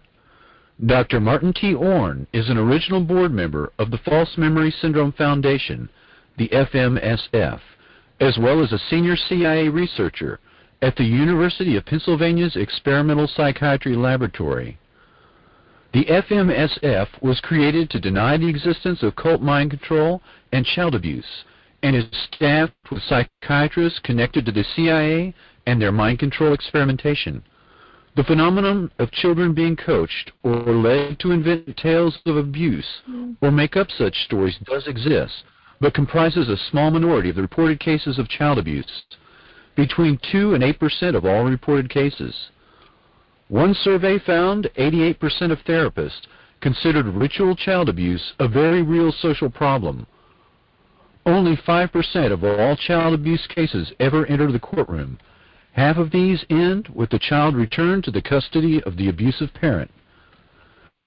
Dr. Orne's research into hypnoprogramming at Cornell University in the 1960s was paid for by the Human Ecology Fund, which also funded some of Dr. Ewan Cameron's brainwashing and remote mind control experimentation. CIA-funded black psychiatry at that time specialized in electroshock lobotomies, drugging agents, incapacitants, hypnosis, sleep deprivation, and radio control of the brain. The FMSF founder, Dr. Ralph Underwager, and his wife openly advocate pedophilia, saying that it is God's will adults engage in sex with children. Underwager told a British reporter in 1994, quote, that scientific evidence proved 60% of all women molested as children believed the experience was good for them. Dr. Underwager is the world's foremost authority on false memory, but in court is repeatedly revealed as a charlatan. Numerous other members of the FMSF have connections to pedophilia, covert operations, and black psychiatry. Peter and Pamela Freyd, executive directors of the FMSF, have been accused of child abuse by their daughter, a professor of psychology at the University of Oregon. The industrial production of FMSF stories in journals, newspapers, and TV have shaped public opinion. The very concept of false memory serves the same purpose as Holocaust denial. The major crimes are obstructed. The accused wears the veil of a martyr, and the victim is reviled. Dr. Douglas Besheroff is director of the American Enterprise Institute and former director of the National Center of Child Abuse and Neglect. He writes articles that attack the victims of abuse and has been caught fabricating statistics when claiming scientific rationale for his claims. In 1986, Besheroff published Unfounded Allegations, A New Child Abuse Problem, and numerous other cover stories to confuse the issue. These individuals are engaged in a psychological warfare operation to cover up reports of the agency's mind control operations. For years, the CIA collaborated with cults, many of them founded by the government, in order to conceal the development of mind control technology. Dr. Besheroff associated with Irving Kristol, a veteran CIA psychological warfare specialist. Ritual abuse skeptics with CIA connections are covering up the latest phase in CIA-sponsored mind control experimentation. The Mcmartin Preschool. In preparation for the Mcmartin Preschool child abuse trial, 389 toddlers were interviewed. Nearly all of them described abuse at the preschool and do to this day. Some 80% had physical symptoms, including blunt force trauma of sexual areas, scarring, rectal bleeding, and sexual diseases. Paul and Shirley Eberly published the only 2 books available on the case, The Politics of Child Abuse, 1986. They achieved national status as child abuse experts. In courts of law, their work is frequently cited. They lecture widely to receptive audiences and have been speakers at a conference held by victims of child abuse laws, VOCAL. These 2 individuals ran an underground tabloid, Finger, in the 1970s. Finger delved heavily into sadomasochistic sex, sex with children, and sex acts involving human excrement. These 2 pedophiles seek to portray every abuser as a victim of mass hysteria, satanic panic, and witch hunts. They are just 2 of many. The parents of the Mcmartin Preschoolers hired scientists and technicians who unearthed a series of underground tunnels beneath the school, confirming the children's testimony. The longest tunnel was 45 feet long and 6 feet below the school, with a 9-foot chamber spoken of by the children. Another branch led to the triplex next door, surfacing beneath a rollaway bathtub. Forensic tests on thousands of objects found at the site included 200 animal bones. The tunnels were dug in 1966, the year of the school's construction, by the father of the defendant, Charles Buckey. Buckey built the school and worked for Hughes Tool Company. There is an old adage, Hughes is the CIA.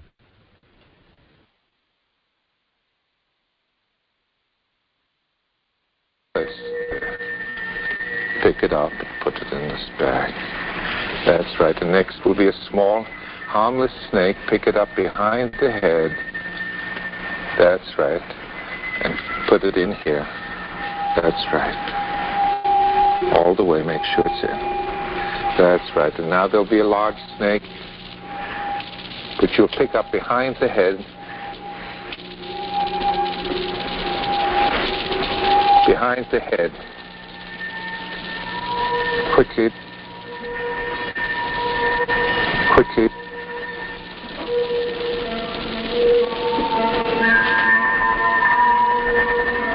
Let go. That's right. And your eyes are closing now and you're sinking deeper. And as I ask you to open your eyes, you're going to be aware that there's a beaker in front of you. Do not touch the beaker. And there will be 2 other beakers also in front of you. Look at them. It's all right to open your eyes now. You'll see the beakers. Now I want you to focus on this beaker, because shortly I'll ask you to do something.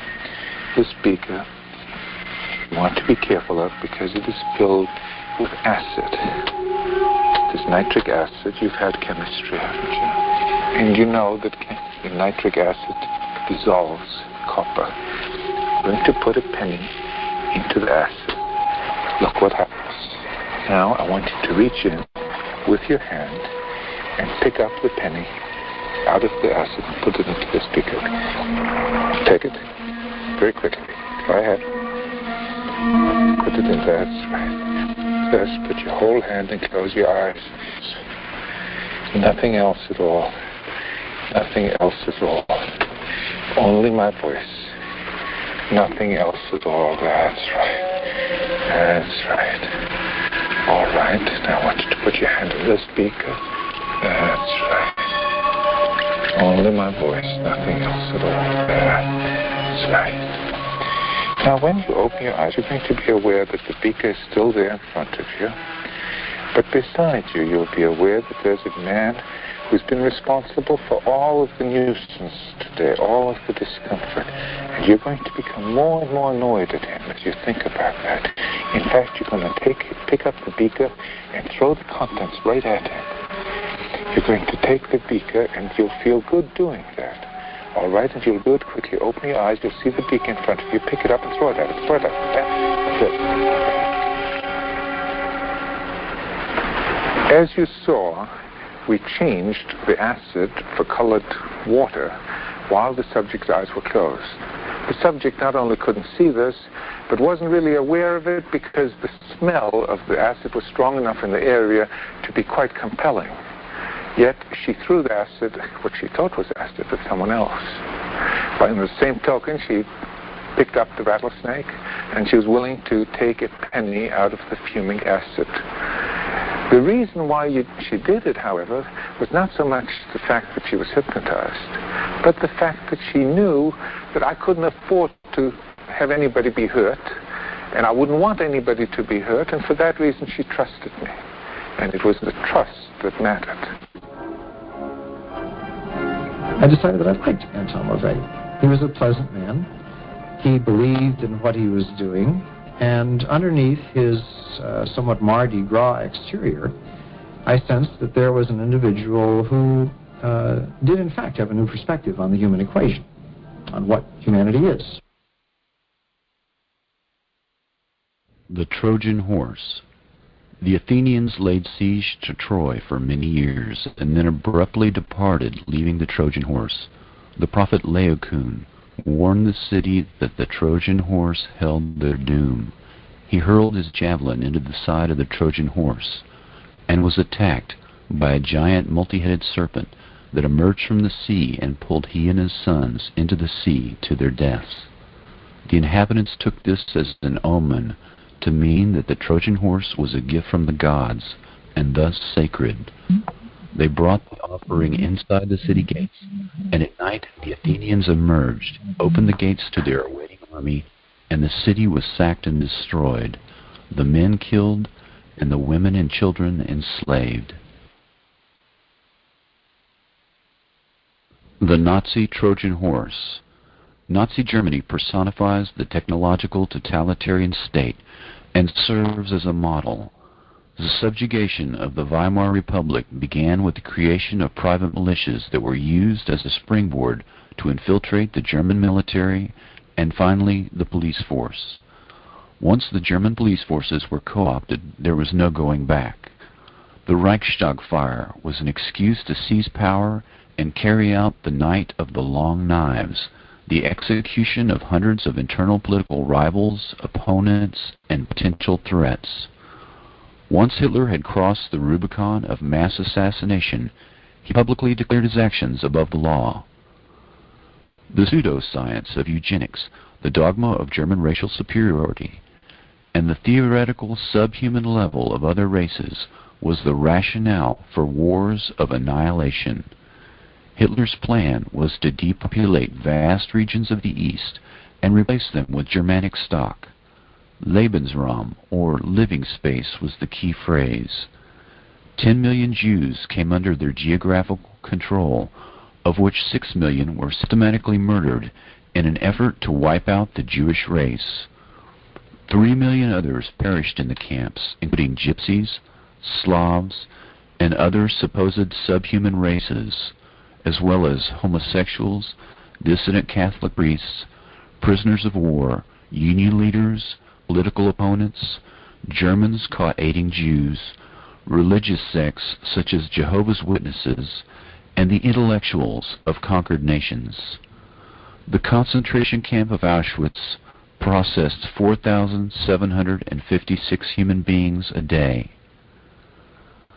The Nazi propaganda was so irresistible that many Jews and other targeted groups joined the Nazi movement. In the aftermath of the war, 50 million people had died, and Europe lay in ashes.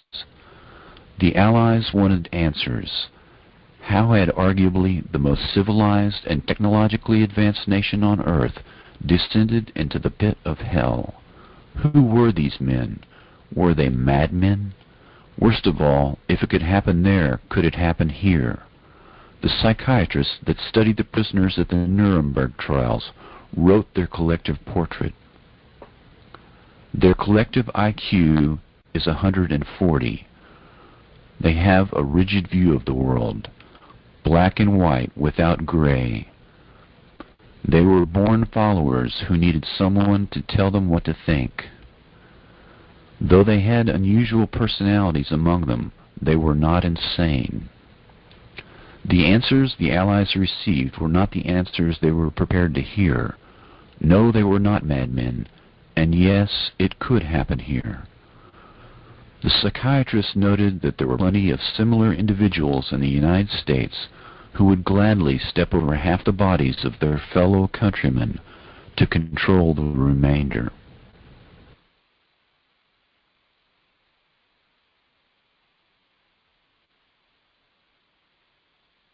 Remote viewing programs were publicly touted as an attempt to spy on the USSR using psychic powers to find hidden Russian bases and gather intelligence information. The military intelligence personalities involved in remote viewing have ties to development programs for microwave and radio frequency radiation weapons that are designed to influence the central nervous system, referred to collectively as psychotronics. These personalities have ties to religious cults as well.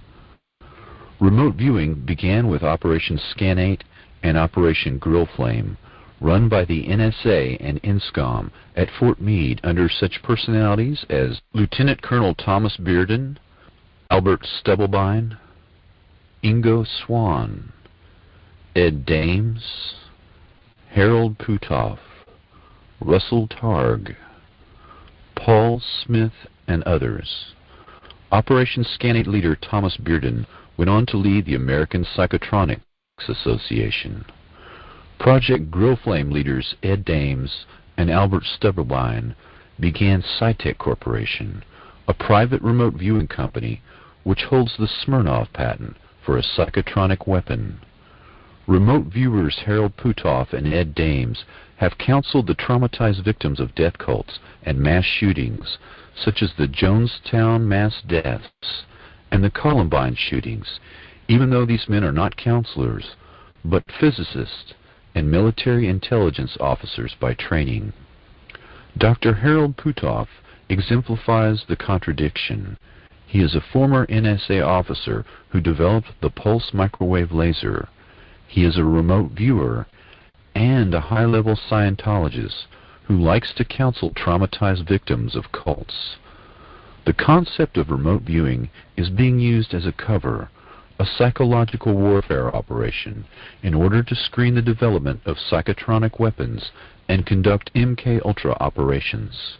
The same people involved in remote viewing programs for the NSA and INSCOM at Fort Meade and SciTech Corporation are also closely tied to psychotronic weapons development and religious cults that use MKULTRA methodology to induce multiple personality disorder.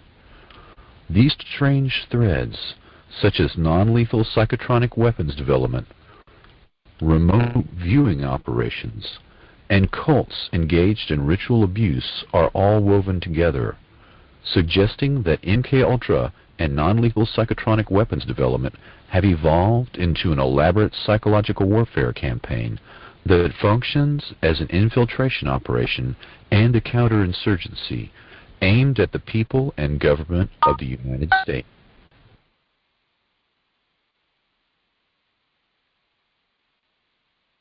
Cointelpro stands for Counterintelligence Program, primarily run by the FBI as a covert action program against domestic dissidents.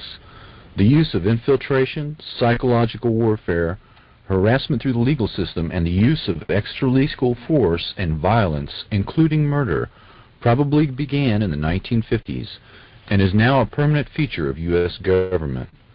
Targets included the civil rights movement, the women's rights movement, the anti-war movement, the environmental movement, opposition political parties, and basically any progressive group in American society. The Senate and congressional hearings into the activities of the FBI and CIA were crushed. The Senate committee's report was edited by the agencies being investigated before its publication. The House committee's report, including an account of FBI and CIA obstruction of its inquiry, was suppressed altogether. Senator Church and Congressman Pike, the committee chairs, were both targeted in their re-election campaigns by the intelligence agencies and defeated, their careers destroyed. The Freedom of Information Act did open up access to FBI documents, and lawsuits forced the release of some Cointelpro files to the media, but the most important files were withheld or destroyed, and former operatives report that the most heinous crimes were never committed to writing. William C. Sullivan, who ran the Cointelpro program in the 1960s, was killed in a 1977 hunting accident shortly before giving testimony to a grand jury in 1977. The only two FBI officials who were ever prosecuted for Cointelpro crimes were quickly pardoned by President Ford. There was an appearance of reform that was largely aimed at placating a weary public that had become disillusioned after Watergate. The most prominent target of Cointelpro in the 1960s was Dr. Martin Luther King, Jr., who received a blackmail letter from J. Edgar Hoover that detailed the existence of Dr. King's extramarital affairs and suggested he should suicide himself to preclude the release of the material to the press and its negative effect on his family and his movement. The surveillance of Dr. King included the 112th Military Intelligence Unit and even the use of U-2 spy planes to take photographs. Dr. King was marked, barely a month before his murder, for elimination as a potential messiah who could unify and electrify the black movement. The FBI planned to replace him, quote, in his role of the leadership of the Negro people with conservative black lawyer Samuel Pierce, who was later named to Ronald Reagan's cabinet.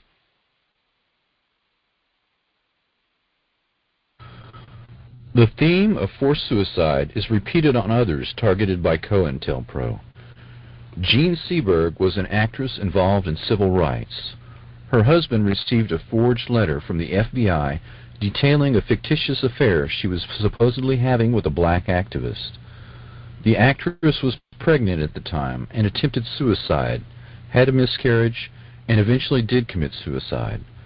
Forced suicide on a Cointelpro target allows intelligence agencies deniability for the crime. In effect, it is the perfect crime.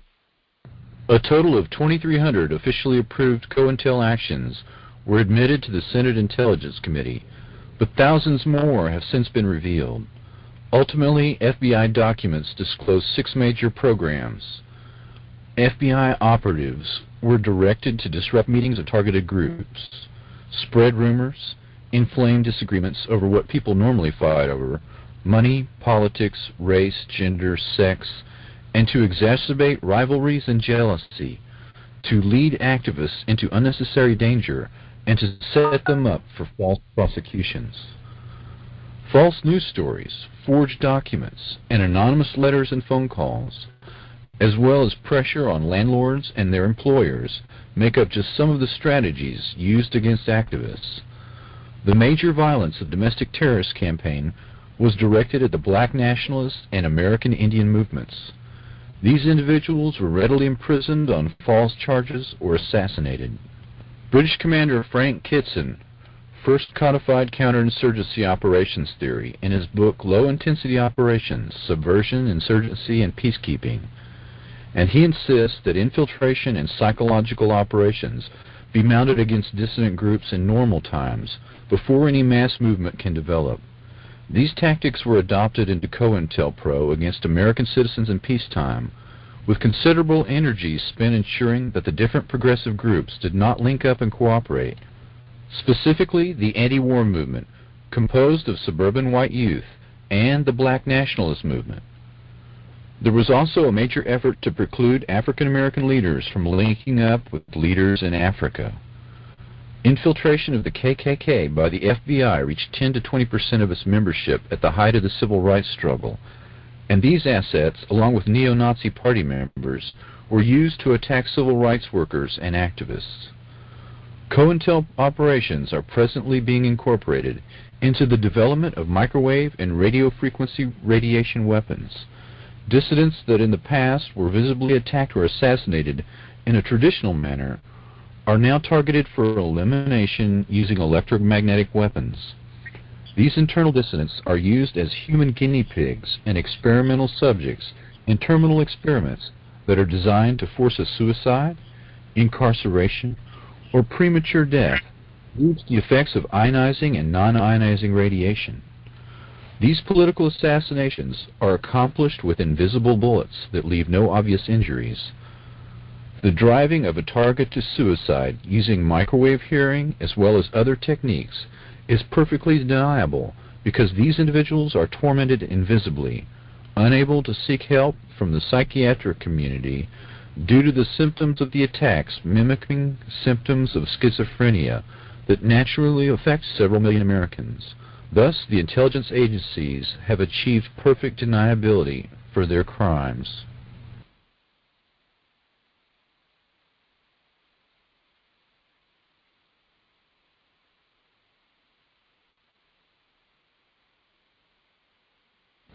CIA blowback. If the U.S. intelligence agencies are currently engaged in war crimes using directed energy weapons, it would be logical to expect a pattern of prior behaviors that exhibit similar criminal activity. It is certain that the United States has destabilized dozens of countries and overthrown their elected governments. Just how many countries is uncertain. In Iran in 1953, the Eisenhower administration joined forces with British intelligence to overthrow the government of Iran, which was seeking a larger share of its country's oil revenues. CIA Director Allen Dulles and Kermit Roosevelt, the son of FDR, were able to direct Iranian army officers in a coup to overthrow Mossadegh, the elected government, and reinstall the fictitious monarchy of the Shah. The Shah immediately granted British Petroleum a 40% share of the oil concession, and American firms received 40% as a reward for their participation. The overthrow of Mossadegh emboldened the CIA and became a blueprint for future destabilization operations. Mossadegh represented the legitimate aspirations of a nationalist democracy that was thwarted in the name of anti-communism. The resulting chaos and radicalization of Iran is a direct result of interference in the internal affairs of that nation, what is referred to as blowback, the unintended negative consequences of covert actions against foreign elected governments. The Shah was described in a confidential CIA report as a dangerous sociopath who suffered from a dominating father and a sense of the illegitimacy of his mandate to rule. Savak was the name of the Shah's feared secret police, set up with the help of the CIA. The excesses of the Shah and the American selected and trained Savak led to the emergence of the Ayatollah Khomeini and a hostile regime that views the U.S. as a force for evil in the world. Hence the litany of referring to the United States as the Great Satan. Guatemala. In 1954, the CIA accepted and carried out a proposal from United Brands, Chiquita Banana, to overthrow the Guatemalan government, which was the only democratically elected government Guatemala had ever had. United Brands and the CIA replaced that government with 40 years of bloodshed under a series of barbaric right-wing dictators. U.S. taxpayers continue to fund these regimes under the repeated threat that if they do not, the Guatemalan people will fall prey to communism. A mere 2% of the population owned 72% of the land. 90% of the landowners were confined to the poorest 15% of the land. United Brands owned the railroads, the ports, and vast tracts of some of the most productive land on earth. Guatemalan President Arbenz had won the election with 65% of the vote in 1950. He tried to fulfill his mandate, which was land reform and a minimum wage modeled on FDR's efforts in the U.S. He seized the largest landholdings, including his own family's, and distributed 1.5 million acres to 100,000 families. The land was paid for in 25-year interest-bearing bonds, perfectly within the guidelines of the Kennedy-era Alliance for Progress program, or U.S. programs in El Salvador and Chile. The only difference were the investments by United Brands and the political influence they could bring to bear on the Arbenz government. In 1966, a swell of revolution brought a full-scale U.S.-sponsored counterinsurgency response program, including arms, advisors, and even Green Berets. A State Department study analyzed the program years later and stated, quote, "To eliminate a few hundred guerrillas, the government killed perhaps 10,000 Guatemalan peasants." Father Ronald Hennessy wrote of one event among many. July 14, 1982, the local military commander sent word for all the people of the village of TMNEC to be assembled for his 11 o'clock arrival.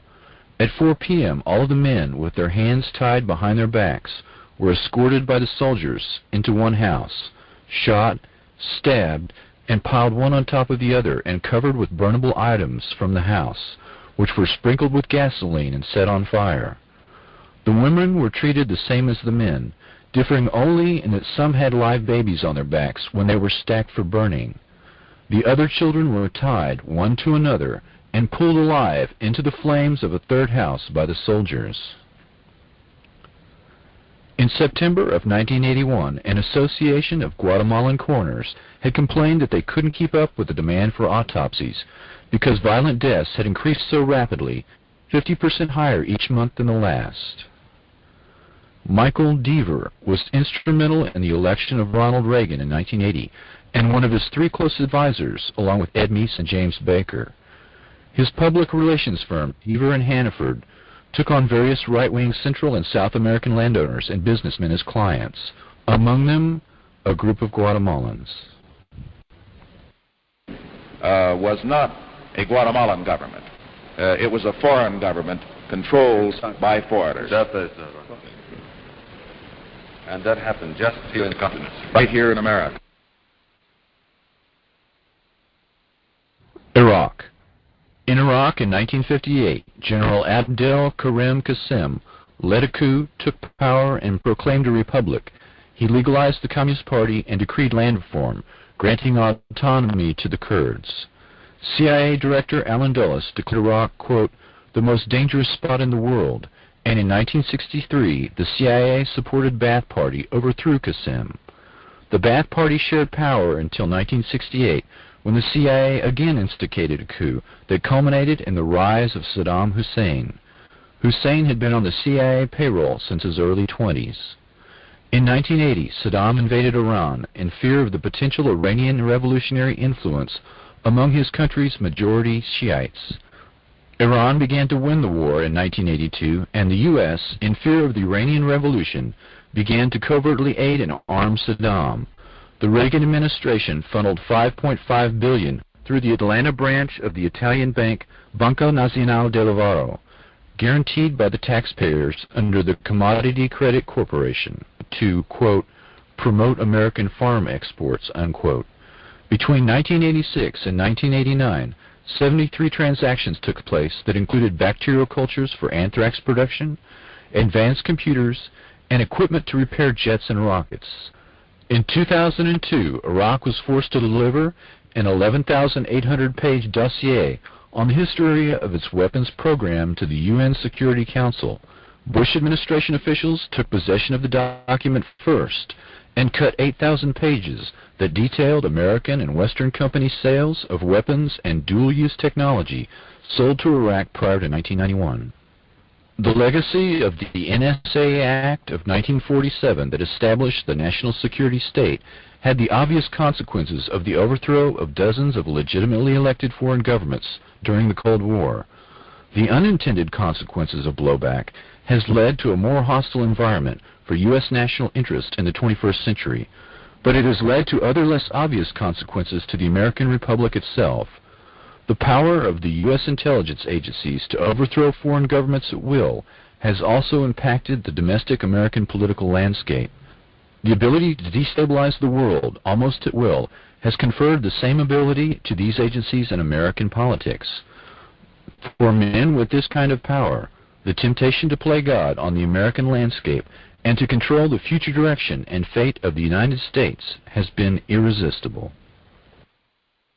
The temptation to use public power and play God is almost irresistible.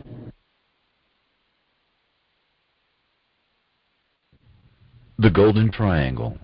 In China in 1949, the communists under Mao Zedong drove out the U.S.-backed nationalist warlord Chiang Kai-shek with his defeated army, the KMT, the Kuomintang.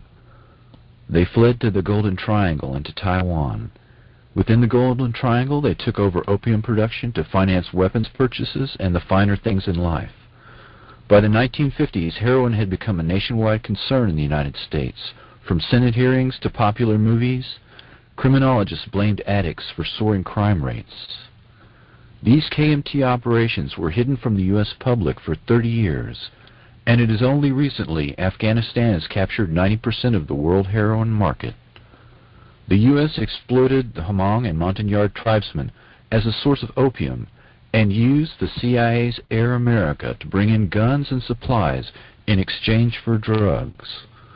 Large quantities of heroin appeared in the United States, much of it smuggled inside the bodies of dead American GIs. Addiction plagued the Army in Vietnam to the point of reducing their fighting capacity, and after the war, these men brought their drug problem home with them. The U.S. government promoted the drug traffic and intervened to make sure traffic would not be discovered. In the words of one former investigator, quote, "You'd be running a criminal investigation, say narcotics. You'd find out that Inspector so-and-so of your national police is involved in this. You investigate up to a point and you can't go any further. It would go to our headquarters and then it would go to Washington, and nothing would ever happen." The intelligence gleaned from these people was more important than stopping the drug traffic. The senior public relations man for the DEA offers the explanation, quote, "Their mission was to get people to fight against the communists, not to stop the drug traffic."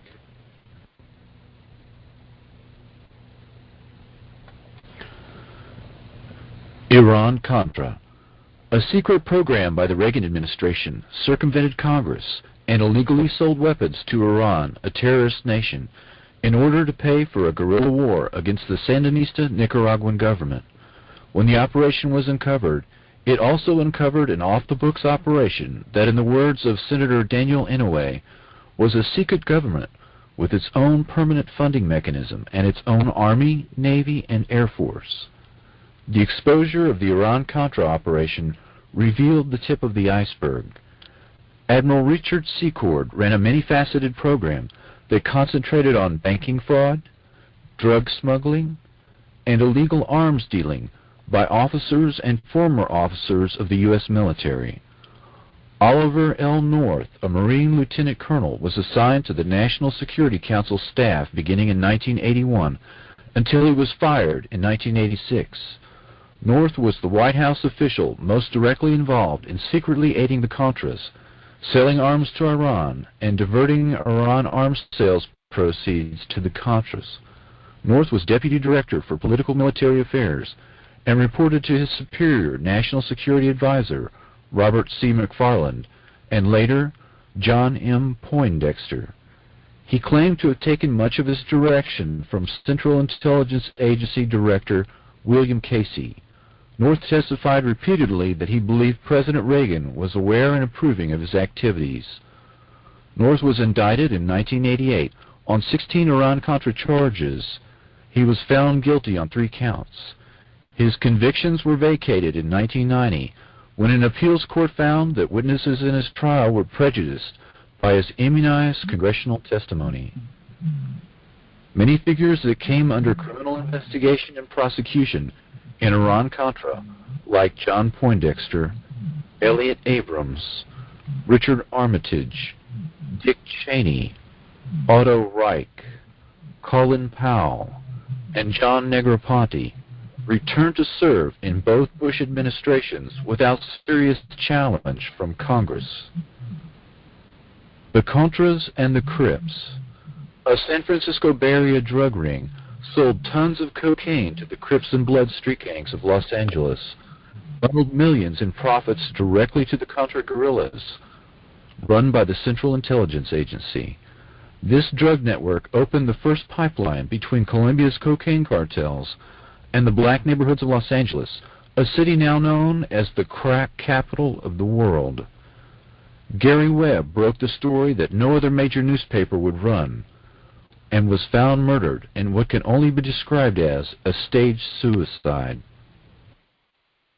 We had Contra pilots flying out of Ilopango, smuggling drugs into the U.S., cocaine specifically. For America, bound from military airfields in Florida and Texas, offloaded out of sight of the law. then shipped to California and other points in the U.S. Point blank, stay away from it. It's a covert operation being run by the White House. The highest councils of our government, in the White House and in the Justice Department. There is no question of that. I can document that. Turns up wrongdoing.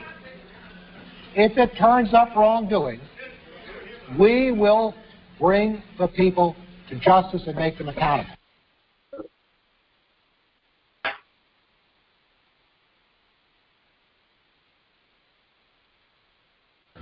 The Russian Mind Control Program. Controlled Offensive Behavior, USSR, is a 1972 U.S. Army study of Soviet mind control experimentation. The Russian Directed Energy Weapons Program focused on targeting of individuals, not groups.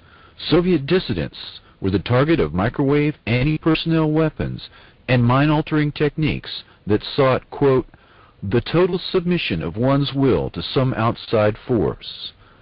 Electromagnetic weapon mind control surfaced in the 1973 Russian Conference on Psychotronic Research. The agenda for the Prague meeting included the following 5 topics: erasure of the subconscious mind, development of ESP, induction of paranormal effects in dreams, the mechanical equivalent of neuropsychic energy, and the psi gene. The Soviets were known to have potent blinding lasers. They were also feared to have developed acoustic and radio wave weapons. A 1987 issue of Soviet Military Power, a Cold War Pentagon publication, warned that the Soviets might be close to, quote, a prototype short-range tactical radio frequency weapon. The Washington Post reported that year that the Soviets had used such weapons to kill goats at 1 kilometer's range. The Pentagon, it turns out, had been pursuing similar devices since the 1960s. The Russian capability, demonstrated in a series of laboratory experiments dating back to the mid-1970s, could be used to suppress riots, control dissidents, demoralize or disable opposing forces, and enhance the performance of friendly special operations teams. Pioneered by government-funded department of the psychocorrection at the Moscow Academy Medical Academy, acoustic psychocorrection involves the transmission of specific commands via static or white noise bands into the human subconscious without upsetting other intellectual functions. Experts said laboratory demonstrations have shown encouraging results after exposure of less than 1 minute. Decades of research and development and millions of rubles have produced the ability to alter behavior on willing and unwilling subjects. In an effort to restrict potential misuse of this capability, senior Russian research scientists, diplomats, military officials, and officials of the Russian Ministry of Higher Education, Science and Technology Policy are beginning to provide limited demonstrations for their U.S. counterparts. Further evaluations of key technologies in the U.S. are being planned, and discussions are aimed at creating a framework for bringing the issue under bilateral and multilateral control. Yet these military capabilities have remained largely unknown to the U.S. and Russian public. The Department of Psychocorrection at the Moscow Medical Academy acknowledged the potential danger of this capability. The Russian experts, including George Kotov, a former KGB general now serving in a senior government ministry post, present in their report a list of software and hardware associated with their psychocorrection program that could be procured for as little as $80,000. According to General Kotov, quote, as far as it has become possible to probe and correct psychic contents of human beings despite their will and consciousness by instrumental means, results having been achieved can get out of our control and be used with inhuman purposes for manipulating the collective psyche, unquote. The Russian authors note that world opinion is not ready for dealing appropriately with the problems coming from the possibility of direct access to the human mind. Therefore, the Russian authors have proposed a bilateral center for psychocorrection technologies where U.S. and Russia can monitor and restrict the emerging capabilities. Dr. Igor Smirnov, a Russian expert on non-lethal weapons, was brought to the U.S. for a series of meetings in Virginia in 1993. The meetings were attended by representatives of the CIA, DIA, FBI, and ARPA. Civilians included representatives of the National Institute of Mental Health and directors of biomedical research. Dr. Smirnov and his non-lethal weapons technology was brought to Waco during the Branch Davidian siege in 1993 in hopes of using them on David Koresh. But a software problem reportedly made this impossible, and Smirnov could not guarantee its safety. A firm called Psychotechnologies Incorporated, based in Richmond, Virginia, entered into an agreement with the Russians to share and develop this technology for American use. Dr. Smirnov died of a heart attack in 2005, and his patent is now held exclusively by Psychotechnologies Corporation. Psytech is controlled by Colonel John B. Alexander, NSA General Michael Aquino, and Lieutenant Colonel Albert Stubblebine, among others. He needs the money. This is called computerized psychotechnology. First, we gather information from the subconscious. Then we determine how a specific personality works. Officially for psychiatric use, this device was born of the long-standing Soviet effort to get inside the head of the enemy. At normal speed, the numbers on the screen appear meaningless. But when we slowed down our video frame by frame, we found subliminal flashes of words. Words like fear and neurosis. These words trigger electrical activity responses in the brain and reveal private anxieties and other weaknesses. And this command, which is brought in bypassing the consciousness, has the same effect as a commandment. It's like a word of God. So we simply cannot disobey it. So we said, well, what are the applications? And they said, well, they had tested with the simple phrase, bring us cake. And that they had piped that bring us cake in white noise up to the ground level, masquerading as just machinery noise. And both the workmen outside and their colleagues who worked on the ground level within 24 hours had come at different times of the day bringing them cake.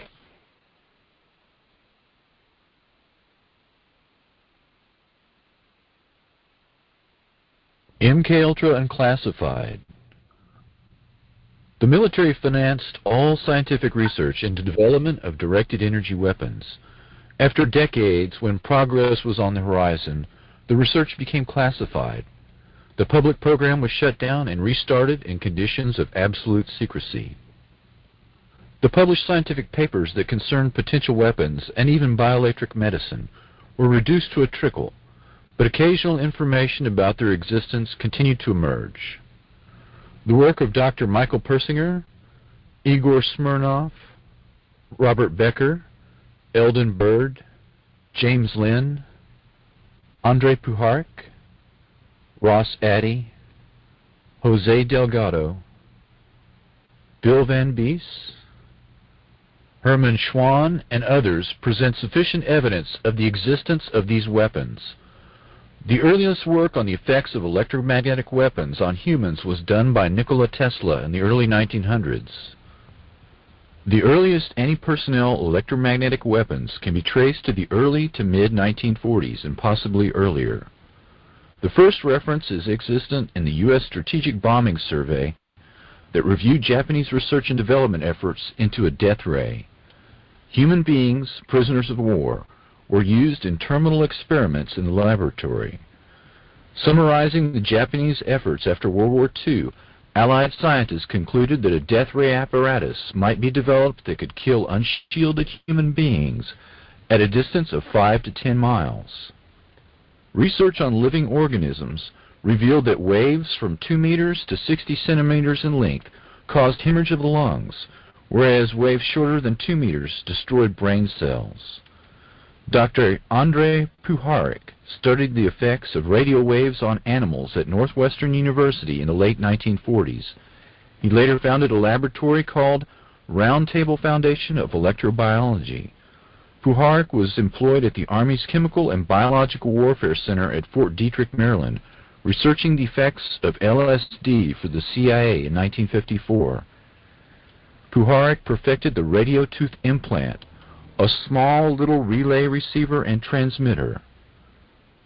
Dr. Alan Fry, a biophysicist at GE's Advanced Electronics Center, Cornell University, and a contractor for the Office of Naval Research, discovered in 1958 that the human auditory system responds to electromagnetic energy in a portion of the radio frequency spectrum at low power densities well below that necessary for biological damage. Quote, the human auditory system and a table radio may be one order of magnitude apart in sensitivity to radio frequency energy.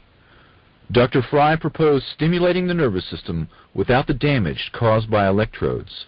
He wrote 2 papers, Microwave Auditory Effect and Applications, and Human Auditory Response to Modulated Electromagnetic Energy.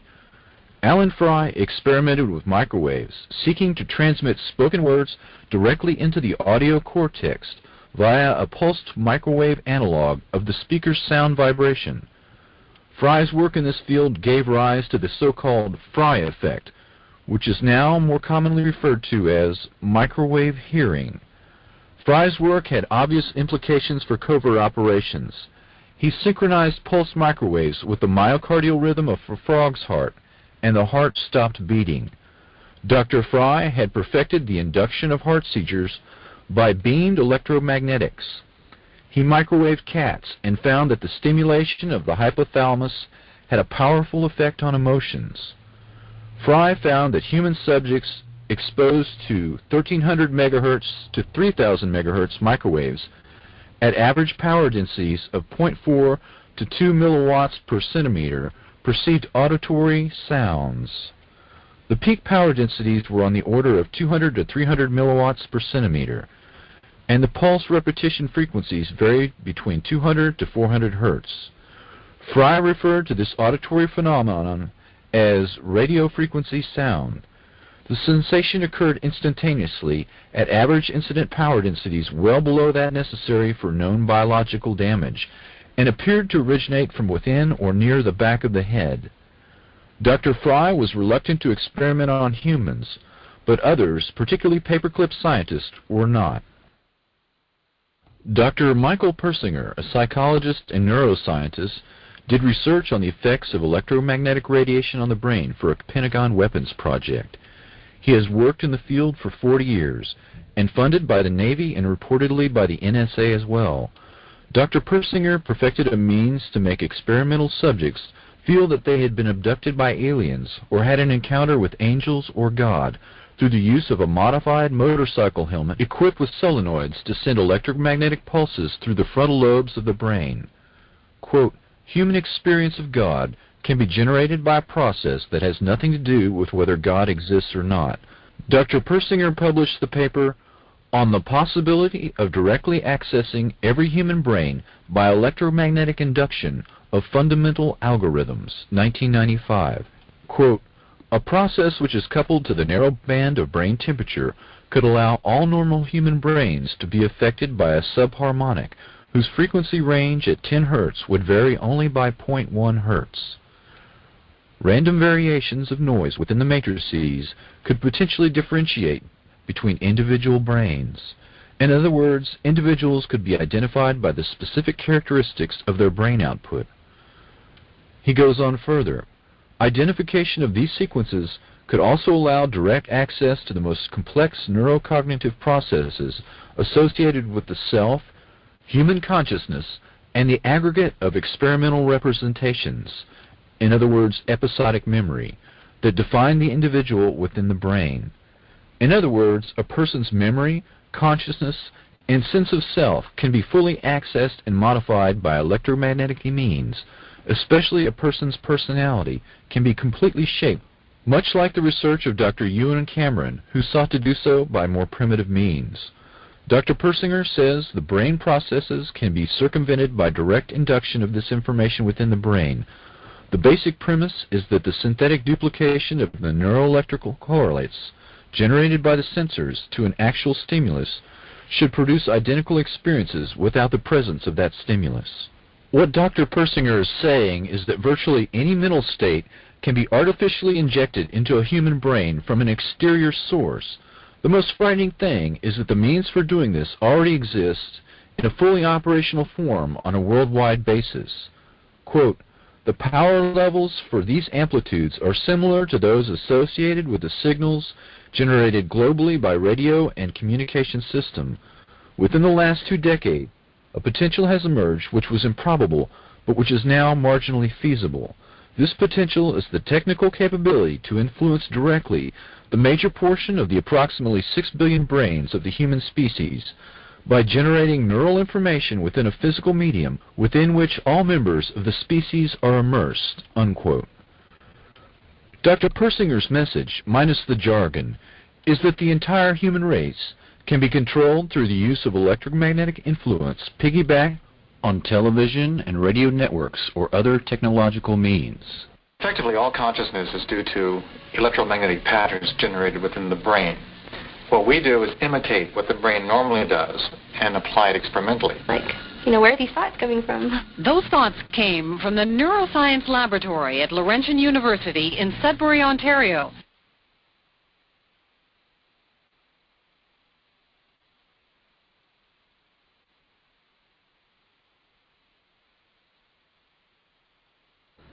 The Strategic Defense Initiative.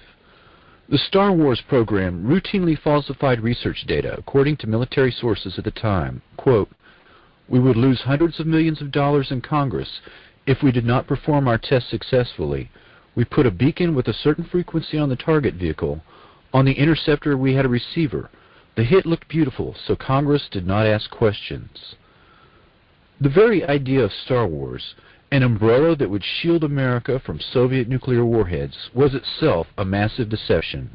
No knowledgeable scientist thought for a minute such a shield was feasible, yet the Pentagon proceeded with this fraud and faked other tests in 1990 and 1991 after the Soviet threat had disappeared. Edward Teller was charged with falsifying test data on Super Excalibur, a nuclear-powered X-ray laser built by Lawrence Livermore Laboratory. The project was canceled in 1992. All the talk about death rays and charged particle beams was little more than an elaborate smokescreen designed to hide the fact that the U.S. was developing a directed energy weapon that uses a high-power microwave pulse. Livermore Labs has been a central participant in SDI since 1982, when Edward Teller, the lab's founder, suggested SDI to Reagan. The father of the H-bomb received 40,000 shares of a laser research company that later defrauded its investors. Dr. Teller tried to sell Alaska on Project Plowshare, the use of 6 thermonuclear weapons to excavate a harbor at Cape Thompson, Alaska. In 1987, Teller returned to Alaska to propose the installation of a laser-like weapon system on the north slope of Alaska. The weapon system Teller was trying to sell was classified and not openly discussed, but the presentations indicated this Star Wars weapon was in fact HARP. In 1995, Congress killed funding for Star Wars, but HARP continues as the ultimate SDI radio frequency radiation weapon. The Reagan administration intensified the push into electromagnetic weapons development under Project Sleeping Beauty. A scientist working for the Army's Ballistic Defense Command complained to the House Government Operations Committee that as much as half of the entire SDI budget had disappeared into classified projects. Suddenly there was a threat to this world from some other species, from another planet, outside in the universe. We'd forget all the little local differences that we have between our countries. Perhaps we need some outside universal threat to make us recognize this common bound. I occasionally think how quickly our differences worldwide would vanish if we were facing an alien threat. High-Frequency Active Auroral Research Project, HARP. 30 miles from Fairbanks, Alaska, is the real focus of anti-missile defense that SDI was purported to be, and much more. The public patent was titled, "A Method and Apparatus for Altering a Region of the Earth's Atmosphere, Ionosphere, and Magnetosphere." Dr. Bernard Eastland, a physicist who holds a patent for the fusion torch, and also holds a dozen others related to HARP that were eventually purchased by E-Systems and Raytheon. Patent number 4686605 claims the following uses: cause total disruption of all forms of communications over a very large portion of the Earth, missile or aircraft destruction, deflection, or confusion, weather modification, by altering solar absorption, also altering composition of the atmosphere. This patent was classified by the Navy under National Security Order in 1987, but other public patents exist for purposes of power beaming systems, artificial ionospheric mirror composed of a plasma layer, creation of artificial ionizing clouds above the Earth, defense system for discriminating between objects in space, nuclear-sized explosions without radiation. HAARP is described as a research instrument for studying the ionosphere, an ionospheric heater, or IRI, of which many exist, but HAARP is special. The ability to focus energy and the unprecedented amount in gigawatts, billions of watts, makes it literally millions of times more effective at heating the region about 120 miles above the Earth's surface. The atmosphere has most of its density below 30 miles altitude. The ionosphere is the very thin layer above that absorbs dangerous ultraviolet radiation and makes life possible on Earth. There is very little mixing normally between the two layers, but disturbances in the ionosphere translate to changes in weather, such as normally occurring sunspots and the solar wind. The main idea behind HAARP is the ability to direct electrons along the naturally occurring magnetic field lines of the Earth and accelerate them to near the speed of light to form a protective shell of highly excited particles that not only block communications worldwide, but destroy missiles in their trajectory as they descend from space. The effects can be localized by punching a hole through the ionosphere to superheat an area 30 kilometers in diameter into a plasma shield. Any missile or aircraft would be destroyed that tried to fly through the plasma, which is the fourth state of matter. A hole in the ionosphere above an enemy country could kill by allowing solar radiation to strike the surface unhindered. Weather modification could also be used as an instrument of warfare by manipulating the electric jet and the jet streams that dictate climate. The publicly stated aim is C3, Command, Communication, and Control. The margin of victory in war is to block or intercept enemy communications and to secure your own. The signals in the ELF, extremely low frequency range, can be generated by HAARP and heard anywhere in the world, and are used for Earth-penetrating tomography, basically finding enemy submarines and underground bases. Dr. Richard Williams says the high-energy experiments will generate the equivalent of the output of 10 to 100 large power-generating stations, and that, quote, tests of these kinds could cause irreversible damage. According to Dr. Elizabeth Rauscher, quote, the ionosphere is prone to catalytic reactions, so if a small part is changed, a major change in the ionosphere can happen. HAARP documents admit that 1,000-fold greater amounts of energy can be released in the ionosphere than injected. Stanford University experiments beaming radio waves into the magnetosphere detected the signals halfway around the world. Some were amplified 1,000 times. David Yarrow states, quote, Earth's axial spin means that a burst lasting more than a few minutes will slice through the ionosphere like a microwave knife, producing not a hole, but a long tear and incision. HAARP documents describe intentionally trying to get a runaway effect in the ionosphere.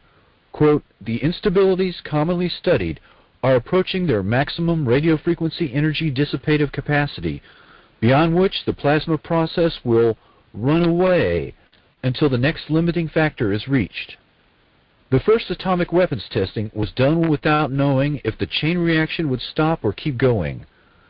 Dr. Oppenheimer admitted years later that, quote, the government knew that the scientists didn't know.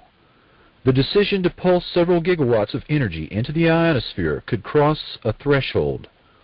Walter Richmond wrote of an account of such an event in a book entitled The Lost Millennium. The event began with a solar tap, a planetary short circuit. Quote, the surge of power became an avalanche. At the pole in the vertical plane of the Earth's magnetic field, where the winds of magnetism would not rise to blow it out, 1 trillion watt-seconds of energy unleashed their fury on the polar cap in the first flash. Even as it discharged, the ionosphere was recharged from the solar furnace.